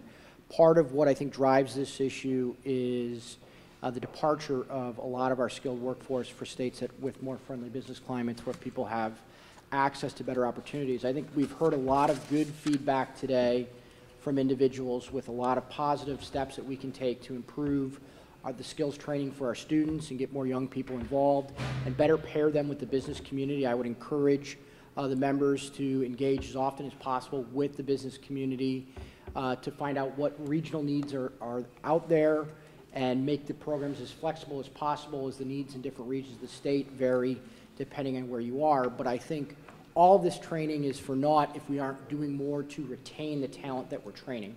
If we're going to invest in these programs and educate these kids to meet the skills of today's economy, and then they go to North Carolina or they go to Texas or they go to Tennessee, what good did we do?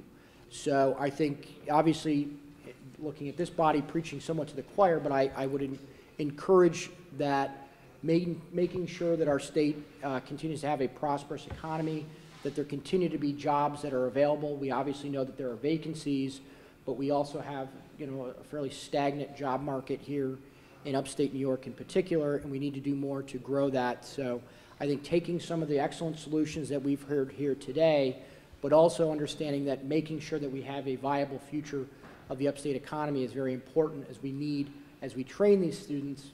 We need them to have good jobs to go into. There are vacancies today, but we need to make sure that there are growing opportunities so their wages go up and they've got viable opportunities for future businesses. So one program that I wanted to make sure that we talked about was a program that formerly existed in New York State and in this past budget was not refunded, and that's the New York State Chamber's on-the-job training program. That provides funding directly to regional chambers of commerce to work with their local communities to form training programs that work for their memberships. Obviously, these organizations represent a lot of the business community within their particular regions of the state and are well-versed in what needs their employers have. So this is a program that was long time funded, was cut out in last budget. I'll obviously be reaching out to all the membership to talk about bringing that back online. That has chambers from Plattsburgh to Buffalo all the way down to Brooklyn that participated in that in the past. So we'd strongly encourage you guys to look into to that program. But I do, again, on behalf of upstate employers and taxpayers, thank you for calling attention to what I think is the employer issue of today. And with that, I will turn it over to Joe, and I'll stick around if you guys have any questions after. Then we're going to go to the ladies.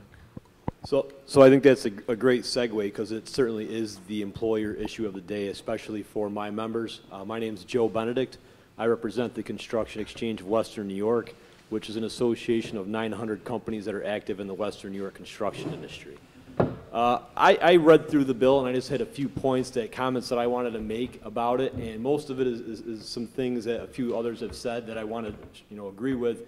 Some of them may be a little different than what some people have said.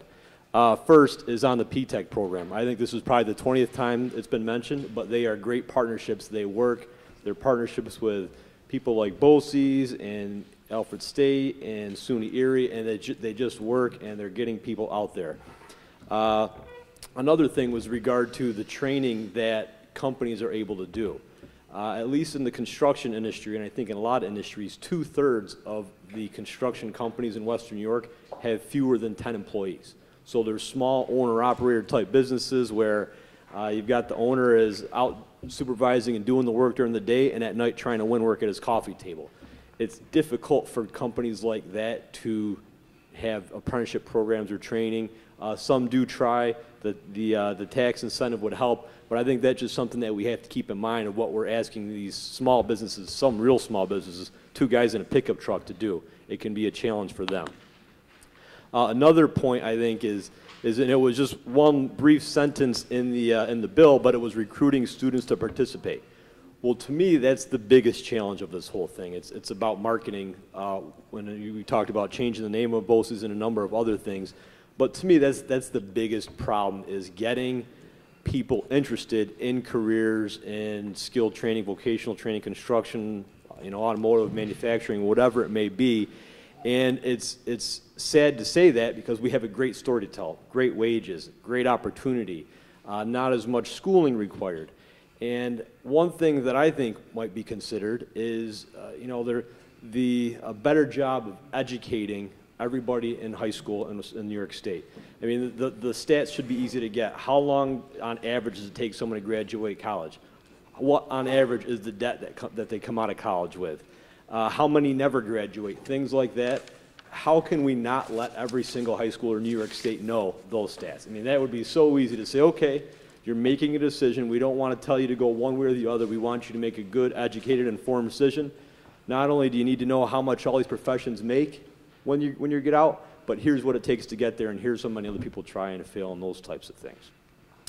The last thing I wanted to say, and this is what might be a little controversial to some others in the room, is that I think, or at least I have, and I know some of my industry have started to think, why do we push so hard to get kids right out of high school? An 18-year-old today is not the 18-year-old of 30 years ago. There is a different preparation for life that they have. Maybe they're not ready to be out there in the world. For construction, carpenters, anybody, there's nothing wrong with going to high school, getting your BOCES degree, which, by the way, you get 15 credits towards SUNY Erie, something like that, about going to BOCES, getting your 15 credits, and then going to SUNY Erie for 1.5 years or 2 years and getting your associate's degree, and then coming out to be a carpenter or plumber. To me, if there are so many people that end up in our industry and then fail out because they didn't have the life skills necessary. They can't show up 5 days a week at 7 o'clock or whatever it is in the morning. If they had 2 more years of seasoning and aging in the real world, maybe they'd be a little more ready about what the job sites would entail. So I just want to make that point, because I think that's something that's an evolving thinking about, do we really need 18-year-olds right out of high school to come work in the construction site? Or would you rather have a 20-year-old who's got a little more life experience and is a little more ready to be working in his job and be out there? So that was all I had, and if you have any questions, again, I'd be happy to answer them. Are there any questions from the panel? Okay, thank you very much. No, thank you very much for your leadership. Oh, I'm sorry, I had one more thing I just want to bring to your attention. There was a Senate task force on workforce development in 2016. Are you all? No, I'll give you that report, because you said you don't want it to be shelved. This got shelved, and it was a great report that I think you all would agree with, so I'll leave it with somebody. Great, thank you. We'll take that, Joe. Now, and listen, the students here made some goodies for all of us today. I just want to thank Leslie Tanner, the principal here, and for having us here at this location. It's a great spot to be. We appreciate this, you opening it up. And also, so as our other friends are speaking, grab some food, because these were done by our students right here at the facility. Okay, great. Thank you, Leslie, again. Go ahead, yes. Hi. Okay, Thank you. A few things, and I'll try to bullet point. Pathways. So Marc, Laurie, and I talk all the time about a pathway. Over 20 years ago, I was involved in workforce development in a grant called Gear Up, gaining early awareness and readiness for undergraduate programs, followed middle school kids through their senior year. We had over 100 career fairs with skilled tradespeople in the middle school. So research says the age that students start disengaging from any school experience is middle school. They don't see the relevance of it. They're already thinking it's hard. They don't like math, whatever. Until you tie that to an interest, those are the ages that students disengage, middle school. So we had hundreds of tradespeople, nurses, culinary, machining. And what's good about middle school is the parents are usually still involved. So you're hitting 2 groups. And because it's a middle school, you usually have teacher involvement and principal there. So you're getting the word out to more people. So that's a grant we ran for 12 years at Buffalo State College. We weren't funded again, unfortunately, but it served 900 students in the city of Buffalo. And it was called Gear Up. It's a federal program, and there were some state programs as well. So there are models for middle school career exploration around. Thank you. Okay. The second thing is what the gentleman just said. There has to be, again, pathway. So elementary school, high school BOCES, comprehensive high schools, and then maybe over to the two-year college, because that extra bit of help, and especially if you have an apprenticeship, so we could help with related instruction that they're not getting at the BOCES, but also those liberal arts. That is going to be a better quality worker for most people. Another is alignment with the DOL approved programs already. We can't have a set of apprenticeship for students and a set of apprenticeship for approved programs. It's going to cause a lot of problems, especially in shops with unions. So the other problem that we're having, because I provide related instruction for approved programs for Department of Labor, is your small shops, 10 and fewer, are having a lot of hard time with the red tape of trying to get apprenticeship programs started. So they want to take on apprentices, they want to take on new employees, they want to upskill new employees, but there's a lot that goes into it. So Natalie does a great job at Department of Labor, but it's still, it's a big pull. There's money out there already. So when we're talking about tax credit, Department of Labor has tax credit for companies. They have apprenticeship expansion where all of the related instruction could be paid for.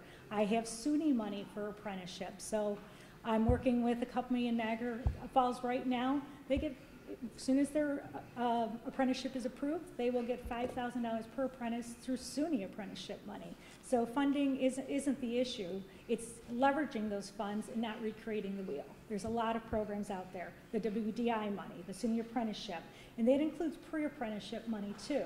So another good model may be getting students interested who weren't on a BOCES track interested through a pre-apprenticeship track and give them the exposure that way. The other big population we're not talking about at all, so one issue is getting the awareness in elementary. The other population is, the last time I checked, we have 12,000 out-of-school youth, 16 to 24-year-old in the Buffalo-Niagara region. I have we owe a grant to work with the youth. Yes, Bonnie has we owe money. So I'm running a pre-apprenticeship program, and I met with Randy Palladino, and we put together coursework. So they'll get their OSHA, literacy, numeracy, safety, and then all those soft skills. But what I found is that's great for the union, but I have 5 businesses that also want those kids right now. They're like, okay, can I get in front of those kids? So we're seeing that if you just have a basic core of coursework that would make them ready and a little bit of knowledge, everybody wants them. Audubon, Ancor, IBEC, everybody wants to be in front of these kids.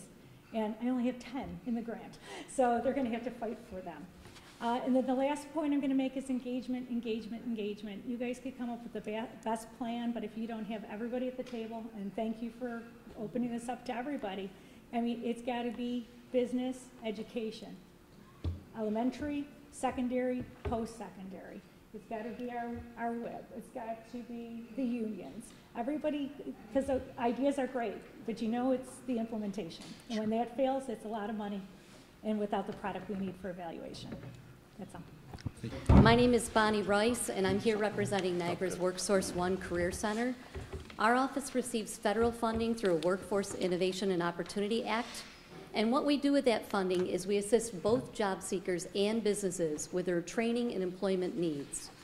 For over 20 years, our office has been helping job seekers with services ranging from resume preparation to job search assistance.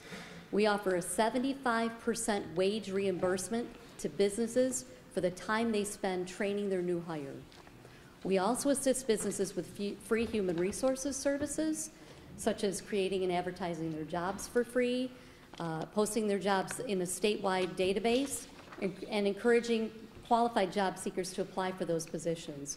We offer a 50% reimbursement to businesses if they're going to train their existing workforce on a new skill or a new technology or new equipment or machinery.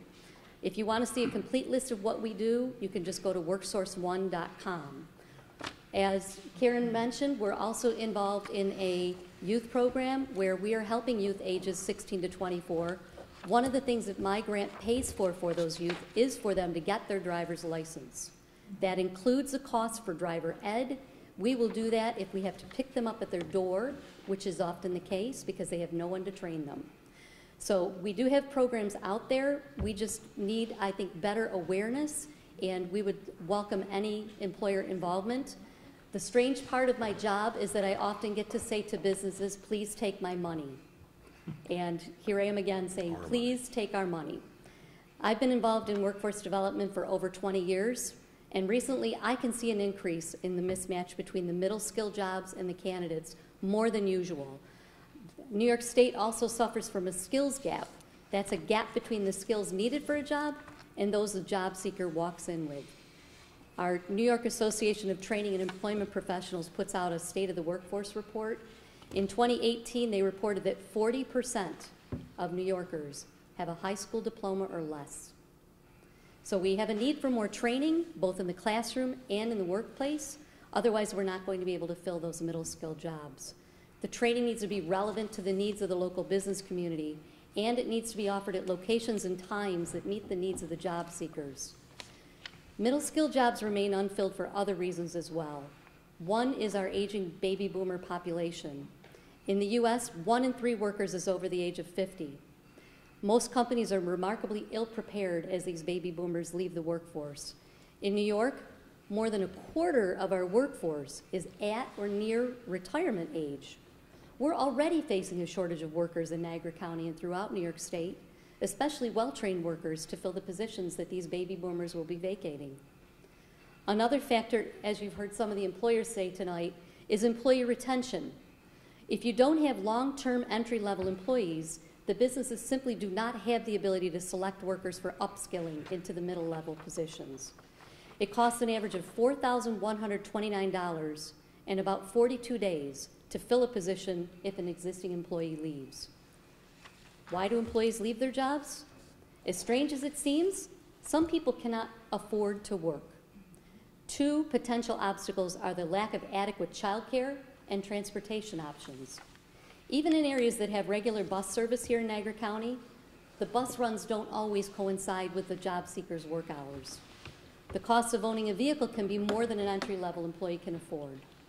Our office struggles to find ways to help workers get to and from work, especially if they've exhausted their unemployment benefits and their savings accounts. As for childcare, this expense alone can be enough to prevent a skilled person from returning to work. The average cost of basic childcare for an infant or preschooler is $1,440 per month, and that's if you only have 1 child. In 2018, for the first time, the cost of childcare surpassed housing as the most expensive category of basic living. Programs that would assist employees with low-interest loans for used vehicles, or even an account with a rideshare company covering trips to and from childcare and work, could eliminate that barrier. A childcare subsidy for working parents or guardians would assist in job seekers facing that barrier. So both of these are barriers that need long-term sustainable solutions. Yet another factor that we're finding locally is that, believe it or not, the middle skills jobs, our job seekers that come in lack adequate computer skills to apply for those jobs. We're seeing people who have cell phones yet have no idea how to upload their resume to a job site. They do not know how to attach a resume to an email or how to complete an online job application correctly. Many of the online applications require psychological and situational testing at the time you're uploading your application. It's not unusual to spend 45 minutes applying to 1 job online. This can be very frustrating, especially for individuals who obtained their last job by walking into a company and asking if they're hiring. Online applicant tracking systems are a cost savings for employers, but they screen people out rather than screening them in. And often the online system requires an exact date that you graduated from college, an exact date that you started employment. So employers might be missing out on their next well-qualified middle skills candidate because the computer system has excluded them before they've even had a chance to meet them. Offering job seekers an opportunity to meet employers face-to-face at job fairs or even accepting paper applications can vastly increase the number of applicants an employer could consider. The time to act is now on these situations, as you've heard from many of the employers, and by the way, I agree with everything that's been said tonight. And we have, if you're looking for data, if you're looking for statistics, if you're an employer who's looking for statistics for your field, I can help connect you to that through the New York State Department of Labor, who is one of our 12 partners. The baby boomer generation has only begun to retire. Our state's already feeling the effects. Employers need to be able to retain and retrain their existing employees. So we need to remove the barriers for individuals who may become those long-term middle-skilled employees. The result will be a well-skilled, self-sustaining pool of employees, thriving businesses, and a vibrant economy for our state. Thank you. Thank you, Bonnie, for your testimony today.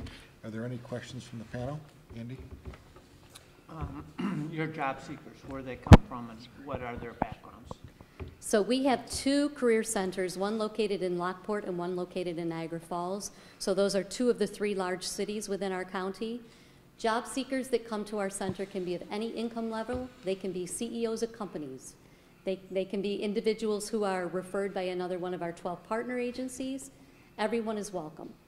When you get to the point where we're handing you dollars, either for the business or dollars for training, and by the way, we offer scholarships. A lot of the programs that happen at Niagara County Community College and at BOCES, we fund those students for $4,000 scholarship money that they do not have to pay back. And part of that, they may be getting TAP and Pell, but maybe they need help with their $7 a day transportation fee that we can provide. Maybe they need help paying for their books or their supplies. We can help with those incidentals as well. I understand you have an open door policy, whether it's someone off the street or a CEO, former CEO. What is the data, though, in terms of what type of demographic characteristics typically come to your facility? It depends on what's happening with our local employers. So for instance, we also do Trade Adjustment Act, which means that if a local employer is closing, for instance, when Vandemark shut down, we were instrumental in helping them find new jobs. And we provided on-the-job training for them, and many of them transitioned to other businesses right here in Western New York pretty seamlessly. We also trained some of those individuals, so they got the $4,000, actually they got $10,000 because they were Trade Act people. So it depends what's happening with the economy. Right now, we're seeing job seekers maybe that are returning to the workforce because they were not counted in those unemployment numbers. They were discouraged job seekers. So they were sitting at home saying, I'm not even going to try to look for work. But now they're re-entering, they're starting to come back into the center. We get people who are fresh out of high school. We get people who never graduated from high school. So it can run the gamut depending on how the economy is turning and what's happening with the local businesses. You indicated you can provide up to 75% wage reimbursement for training, and that you can provide up to $4,129 for BOCES. That would be on behalf of the student. Do you also coordinate arranging for training for an employer who doesn't want the 75% because they don't have the time or skill or ability, that kind of training? Do you do the third-party arranging? Yes, we have in certain circumstances. So we'll take any port of entry. So if a person comes to us and they say, I don't want training, I want to go to work, but I don't have the skills, we will try to find an on-the-job training opportunity for that 75% wage reimbursement and connect them to a local employer who's willing to train them.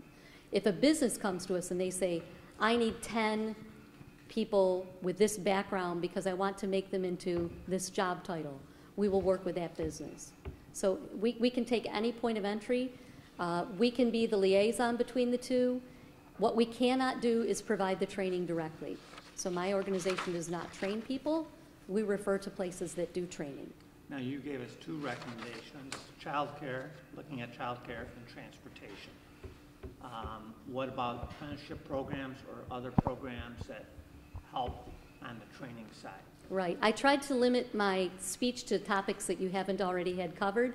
We do work with New York State Department of Labor for the registered apprenticeship programs. We hold career fairs 4 times a year. This year we did one in North Tonawanda, one in Lockport, and 2 in Niagara Falls. We have usually 50 to 65 businesses show up for those events. And it's really interesting with the change in the economy. You know, sometimes you go to these career fairs and the people who are behind the desk are playing with their phones. But now the market has turned, and now the people who are coming from the businesses are not playing with their phones.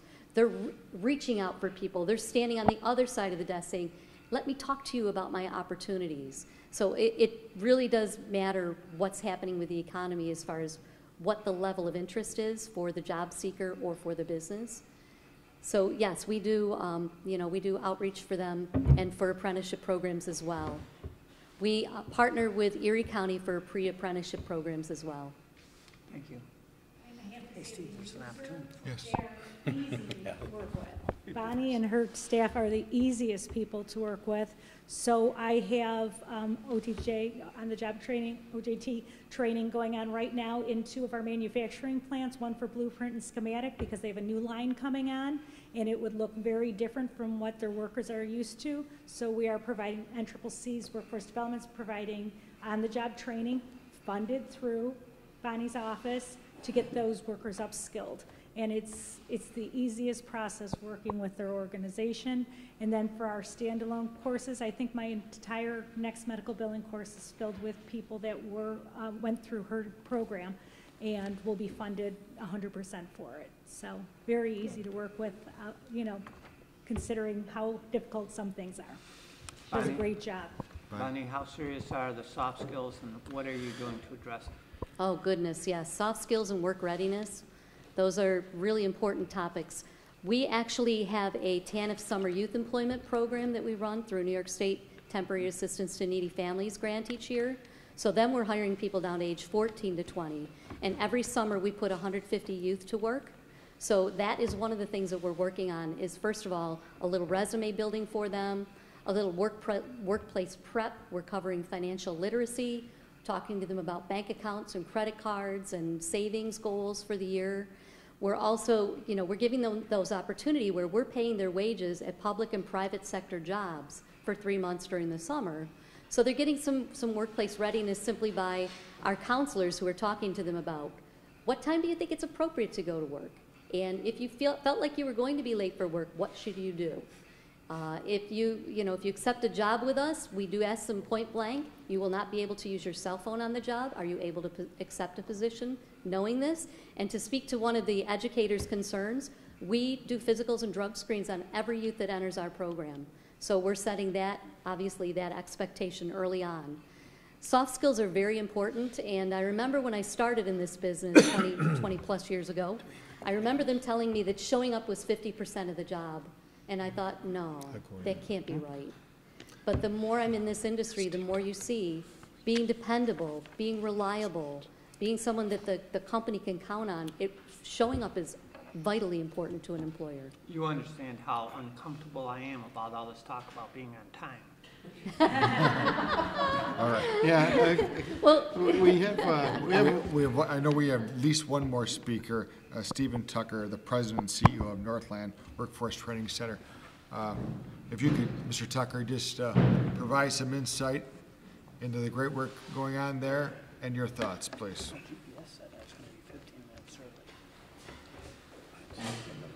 Thank you, and quite surprised that I'm speaking, but thank you for giving me the opportunity to speak. And thank you guys for hosting this forum today. I am the president and CEO of Northland Workforce Training Center. We're focused on training and preparing local residents for careers in advanced manufacturing and energy. The reason why we exist is because we're projected to need to fill approximately 20,000 job openings in Western New York, in the 8 counties, in advanced manufacturing and energy in the next 10 years, mainly due to retirements. We have an aging workforce and a non-existent pipeline. So far, we're off to a pretty good start. We enrolled 175 students in our first 2 semesters. We currently have 200 new students that we just recently enrolled as well. But one of the things that I want to encourage the Assembly to consider when you are writing this legislation is to encourage collaboration. I believe we have to encourage collaboration because the numbers that I've just mentioned, 20,000 job openings just in those 2 sectors, I'm training 300 students. So we need adult education, we need the BOCES programs, we need Northland, we need SUNY Erie, we need NCCC, we need all hands on deck in order to fill that gap. And the only way we're going to be able to do that is by collaborating as well as getting input from business and industry. Everything we do, in my opinion, has to be driven by business and industry. And the third thing I'll say is we need to not provide duplicative type of services.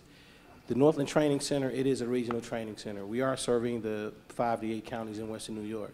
So, you know, encourage collaboration, make sure everything is driven by business and industry, and don't duplicate different services, because I think that way we can leverage what we have and make sure we fill all of the different training seats so that we can be prepared to fill the different roles that's available right now.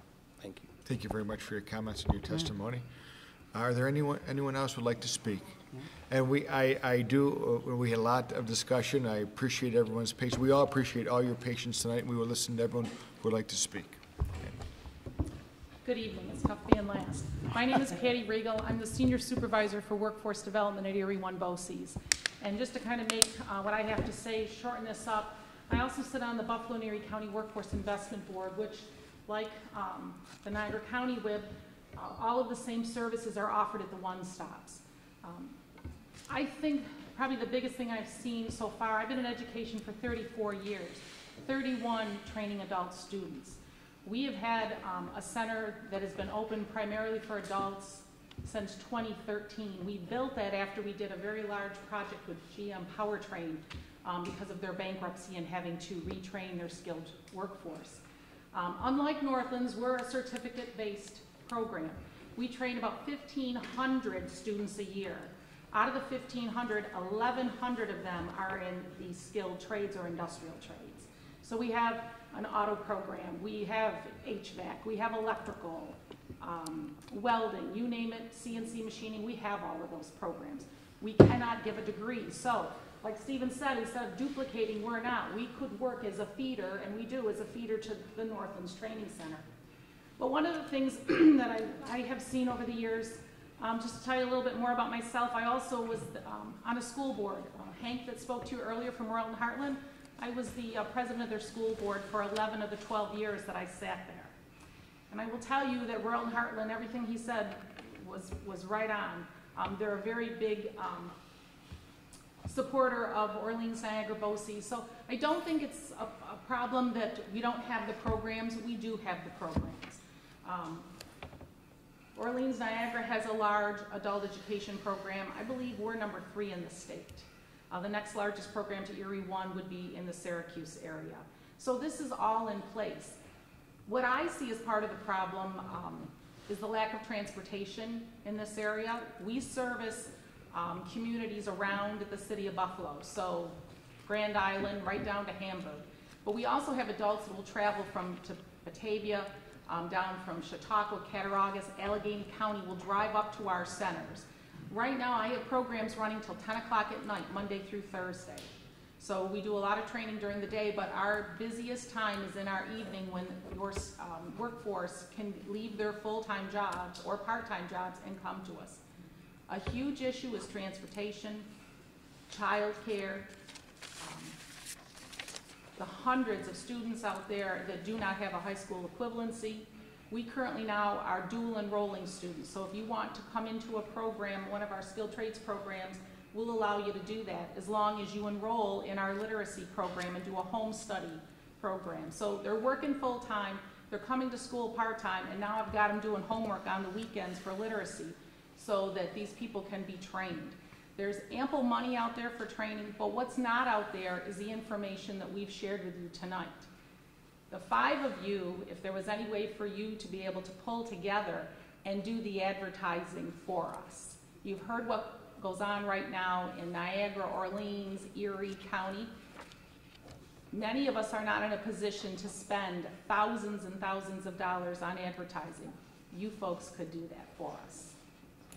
You need to get the word out. Career and technical education should not be the other choice, it should be the first choice. It should be the only choice right now. You heard from businesses here tonight that all want help. We cannot train people fast enough. We have 100% placement in our electrical programs, our welding programs, even our health programs. If you want to go to work, we have a training program for you. But it needs to, I think we need to get away from the word work and focus more on careers. These are not jobs, these are careers for people. When you've heard tonight the wages that are being paid, that's a very good start for a lot of folks. But I think the big thing is help us get the word out, and you can do that for us. We need to make sure that we educate our consumers. Over the years, you know, we say many times we'd like $1 for every time we've sent somebody down to one of the workforce centers. They don't know about them. People do not know they exist. We all know it because that's part of our daily routines, but there's a lot of folks out there that don't. The other population, that I would be real interested in seeing if we could get information from you folks about is the people that are not in the labor force, where there is no data on these people. How do we reach out to obtain those people? There's a lot of them. The unemployment rate is extremely low, and that's because of the number of retirees. I remember sitting through a meeting about, probably close to 20 years ago now, when a gentleman from the New York State Department of Labor, his name was John Slinker, told us this was coming. And I remember sitting there looking at him like, how can this be? Well, you know what? Do the simple math. If you were in human resources and you took a look at the age of your employees and how many years they were working for you, what's going on was predicted years ago. So this should not be a shock to anybody. But we rode the wave of the baby boomers. We did very well in business and industry for a lot of years, and now those folks want to retire. I can't wait to become one of them. But It's not all that it's cracked up to be. oh, I can't wait. I want to find that out for myself.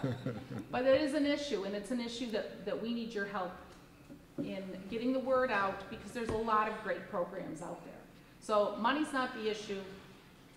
We need some help with the advertising of what we're doing. Thank you. Thank you. Thank you.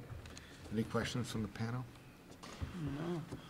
Anybody else? Yes. Yeah, I just have Benedict Troutman, Erie One BOCES Director of Career and Tech. I only have 3. I will email you the other ones. But just to summarize my document, I have, which a lot of people have already spoke to, and that is to create regional advisory boards, the statewide SUNY college articulations.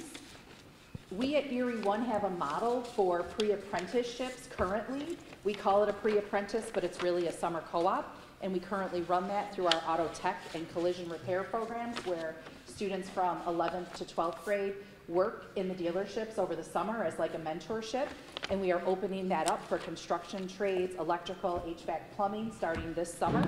So we'll be looking for people that are willing to take our students this summer.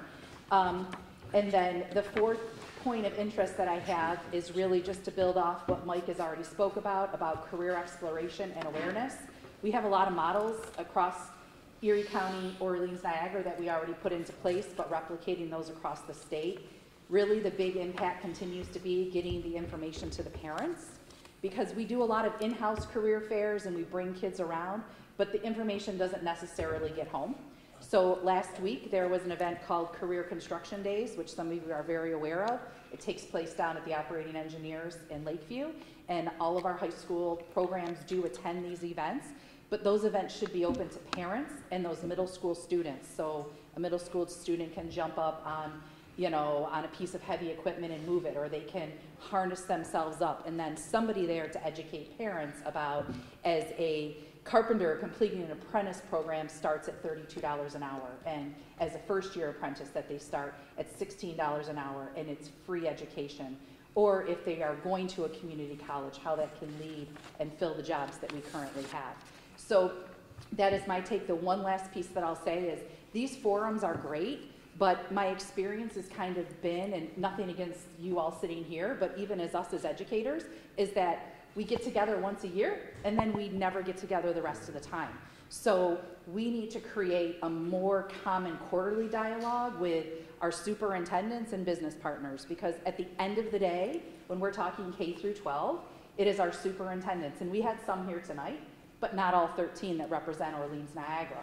And nobody was here from Erie County, right? So how do we create dialogue to include superintendents and make them aware of all these job shortages? We hosted an event last year, Paul was there, where we did roundtables, and we had 15 of our superintendents that came, and we represented transportation, construction, manufacturing, healthcare, hospitality, and banking. The hours of leaving the building and not knowing the shortages in Western New York and availability of jobs was unreal. So we need to have continual conversation with our superintendents, our Board of Educations, about what opportunities are available. So that's what I have. Thank you. Thank you.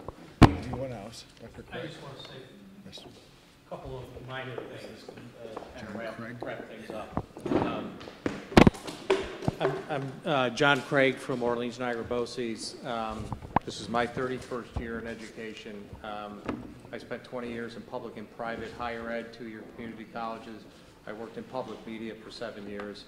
I worked at a business education association. I'm currently doing adult ed for BOCES. I was a school board member for 5 years, and I served in the military as a skilled technician. So I know quite a bit about career technical education and school to career transition theory, because that's what I did my dissertation on at the University of Buffalo. I will say this, the collaboration piece is important that Steve talked about. I think we need to keep it simple. I think to the end user that's looking for workforce information, it's too confusing. There's so many people providing it that if I got a call from someone in Gasport asking me about what could she do or he do at Gasport, I would probably go to BOCES, because that would probably be the only game in town in that region. But if you were in Kenmore, if you were in Northern Erie County in a neighborhood, where would you go and where would you get that information? You might be able to go to WorkSource, you might be able to go to the Department of Labor. But some of that information is very intensive for the layperson to really understand how to navigate that system. And I know that Bonnie talked about just even the digital upload of information to apply for work. I know as a transitioning professional, I applied for 800 jobs over a 4-year period. And I heard back from 10 employers and actually got a call just because of the digital nature, the nature of looking for employment today. So while employers say that there are needy jobs and opportunity, we need to keep it simple for people to make those connections. So collaborate, communicate, and coordinate would be important information for the community to have. And to resonate, you know, Patty's position, Patty Regal, you know, the cost to advertise on TV and radio is so expensive, and your analytic data is really based on following people on their cell phones. And so they can do that kind of technology, but it isn't cheap. But you can follow people and get information to them. So to Pat's point, you can certainly try to leverage some of that support and provide information for where people are getting it. Because people are streaming now. They're not listening to the radio. They're not watching TV. They're streaming it, and they're finding it when and where they want to. So we need to find ways to reach those target demographics and population that are seeking work. Because to Bonnie's point, there's a lot of people that stop looking and don't know where to look. So we need to be more comprehensive in our view of how those systems are engaged by the community and develop mechanisms so those people can be engaged and feel empowered to find that next career and that next work opportunity.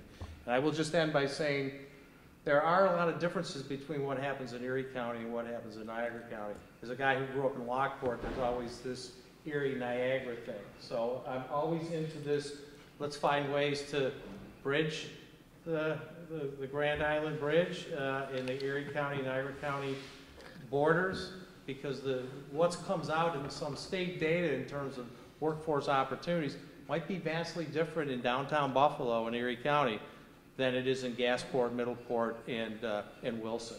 So we need to be mindful about those types of communities, because that's tax base, even though it's small populations, that's still tax base, and that's the push and pull of upstate and downstate. So thank you, gentlemen, for coming out. Appreciate you giving me the I'm glad I opportunity. don't have to do anything digital. Thank you. One of our successful talking ads, unpaid workers needed. Please do not apply if you oversleep. Have a court offer. Do not have a babysitter after the day starts. Have to give rides to work later than our day starts. Experience flat tires every other week. Have to hold on to your cell phone all day or become an expert on job with no need to train. Let's be able to talk and work at the same time. Most important, please remember to come back after lunch. It's your. If you want to, this is the truth. You talk about. You want to do it? You guys can have these kids on that. That would be helpful. We got 100 responses as a joke. More than we get for saying $50 an hour. So parents got a hold of us and said, "That's my kid." All right. Was there anyone? Thank you, Paul. Anyone else like to offer any testimony? Well, just on behalf of the entire panel, I would like, on behalf of Judge Angelo Morinello, Ken Blankenbush, Steve Hawley, and Andy Goodell, thank you. We had a partnership today here of labor, education, business, and it's very, very important that we had a great cross-section. And for you to take your time this evening, when you have many other things to do, including family and business obligations, we appreciate that. So what we will be doing is compiling a report after our 6 sessions. And then I know many of you given us your emails on the list. You will get a copy of that. And if there's any additional information you want to provide, you certainly can email any one of our offices. And many of you know how to get a hold of me and Angelo, and Steve, because we're local. All right, any comments from the panel? Anyone else? Thank you. And he Googled me. So again, thank you, and grab some goodies. Thank you to both for hosting. Thank you.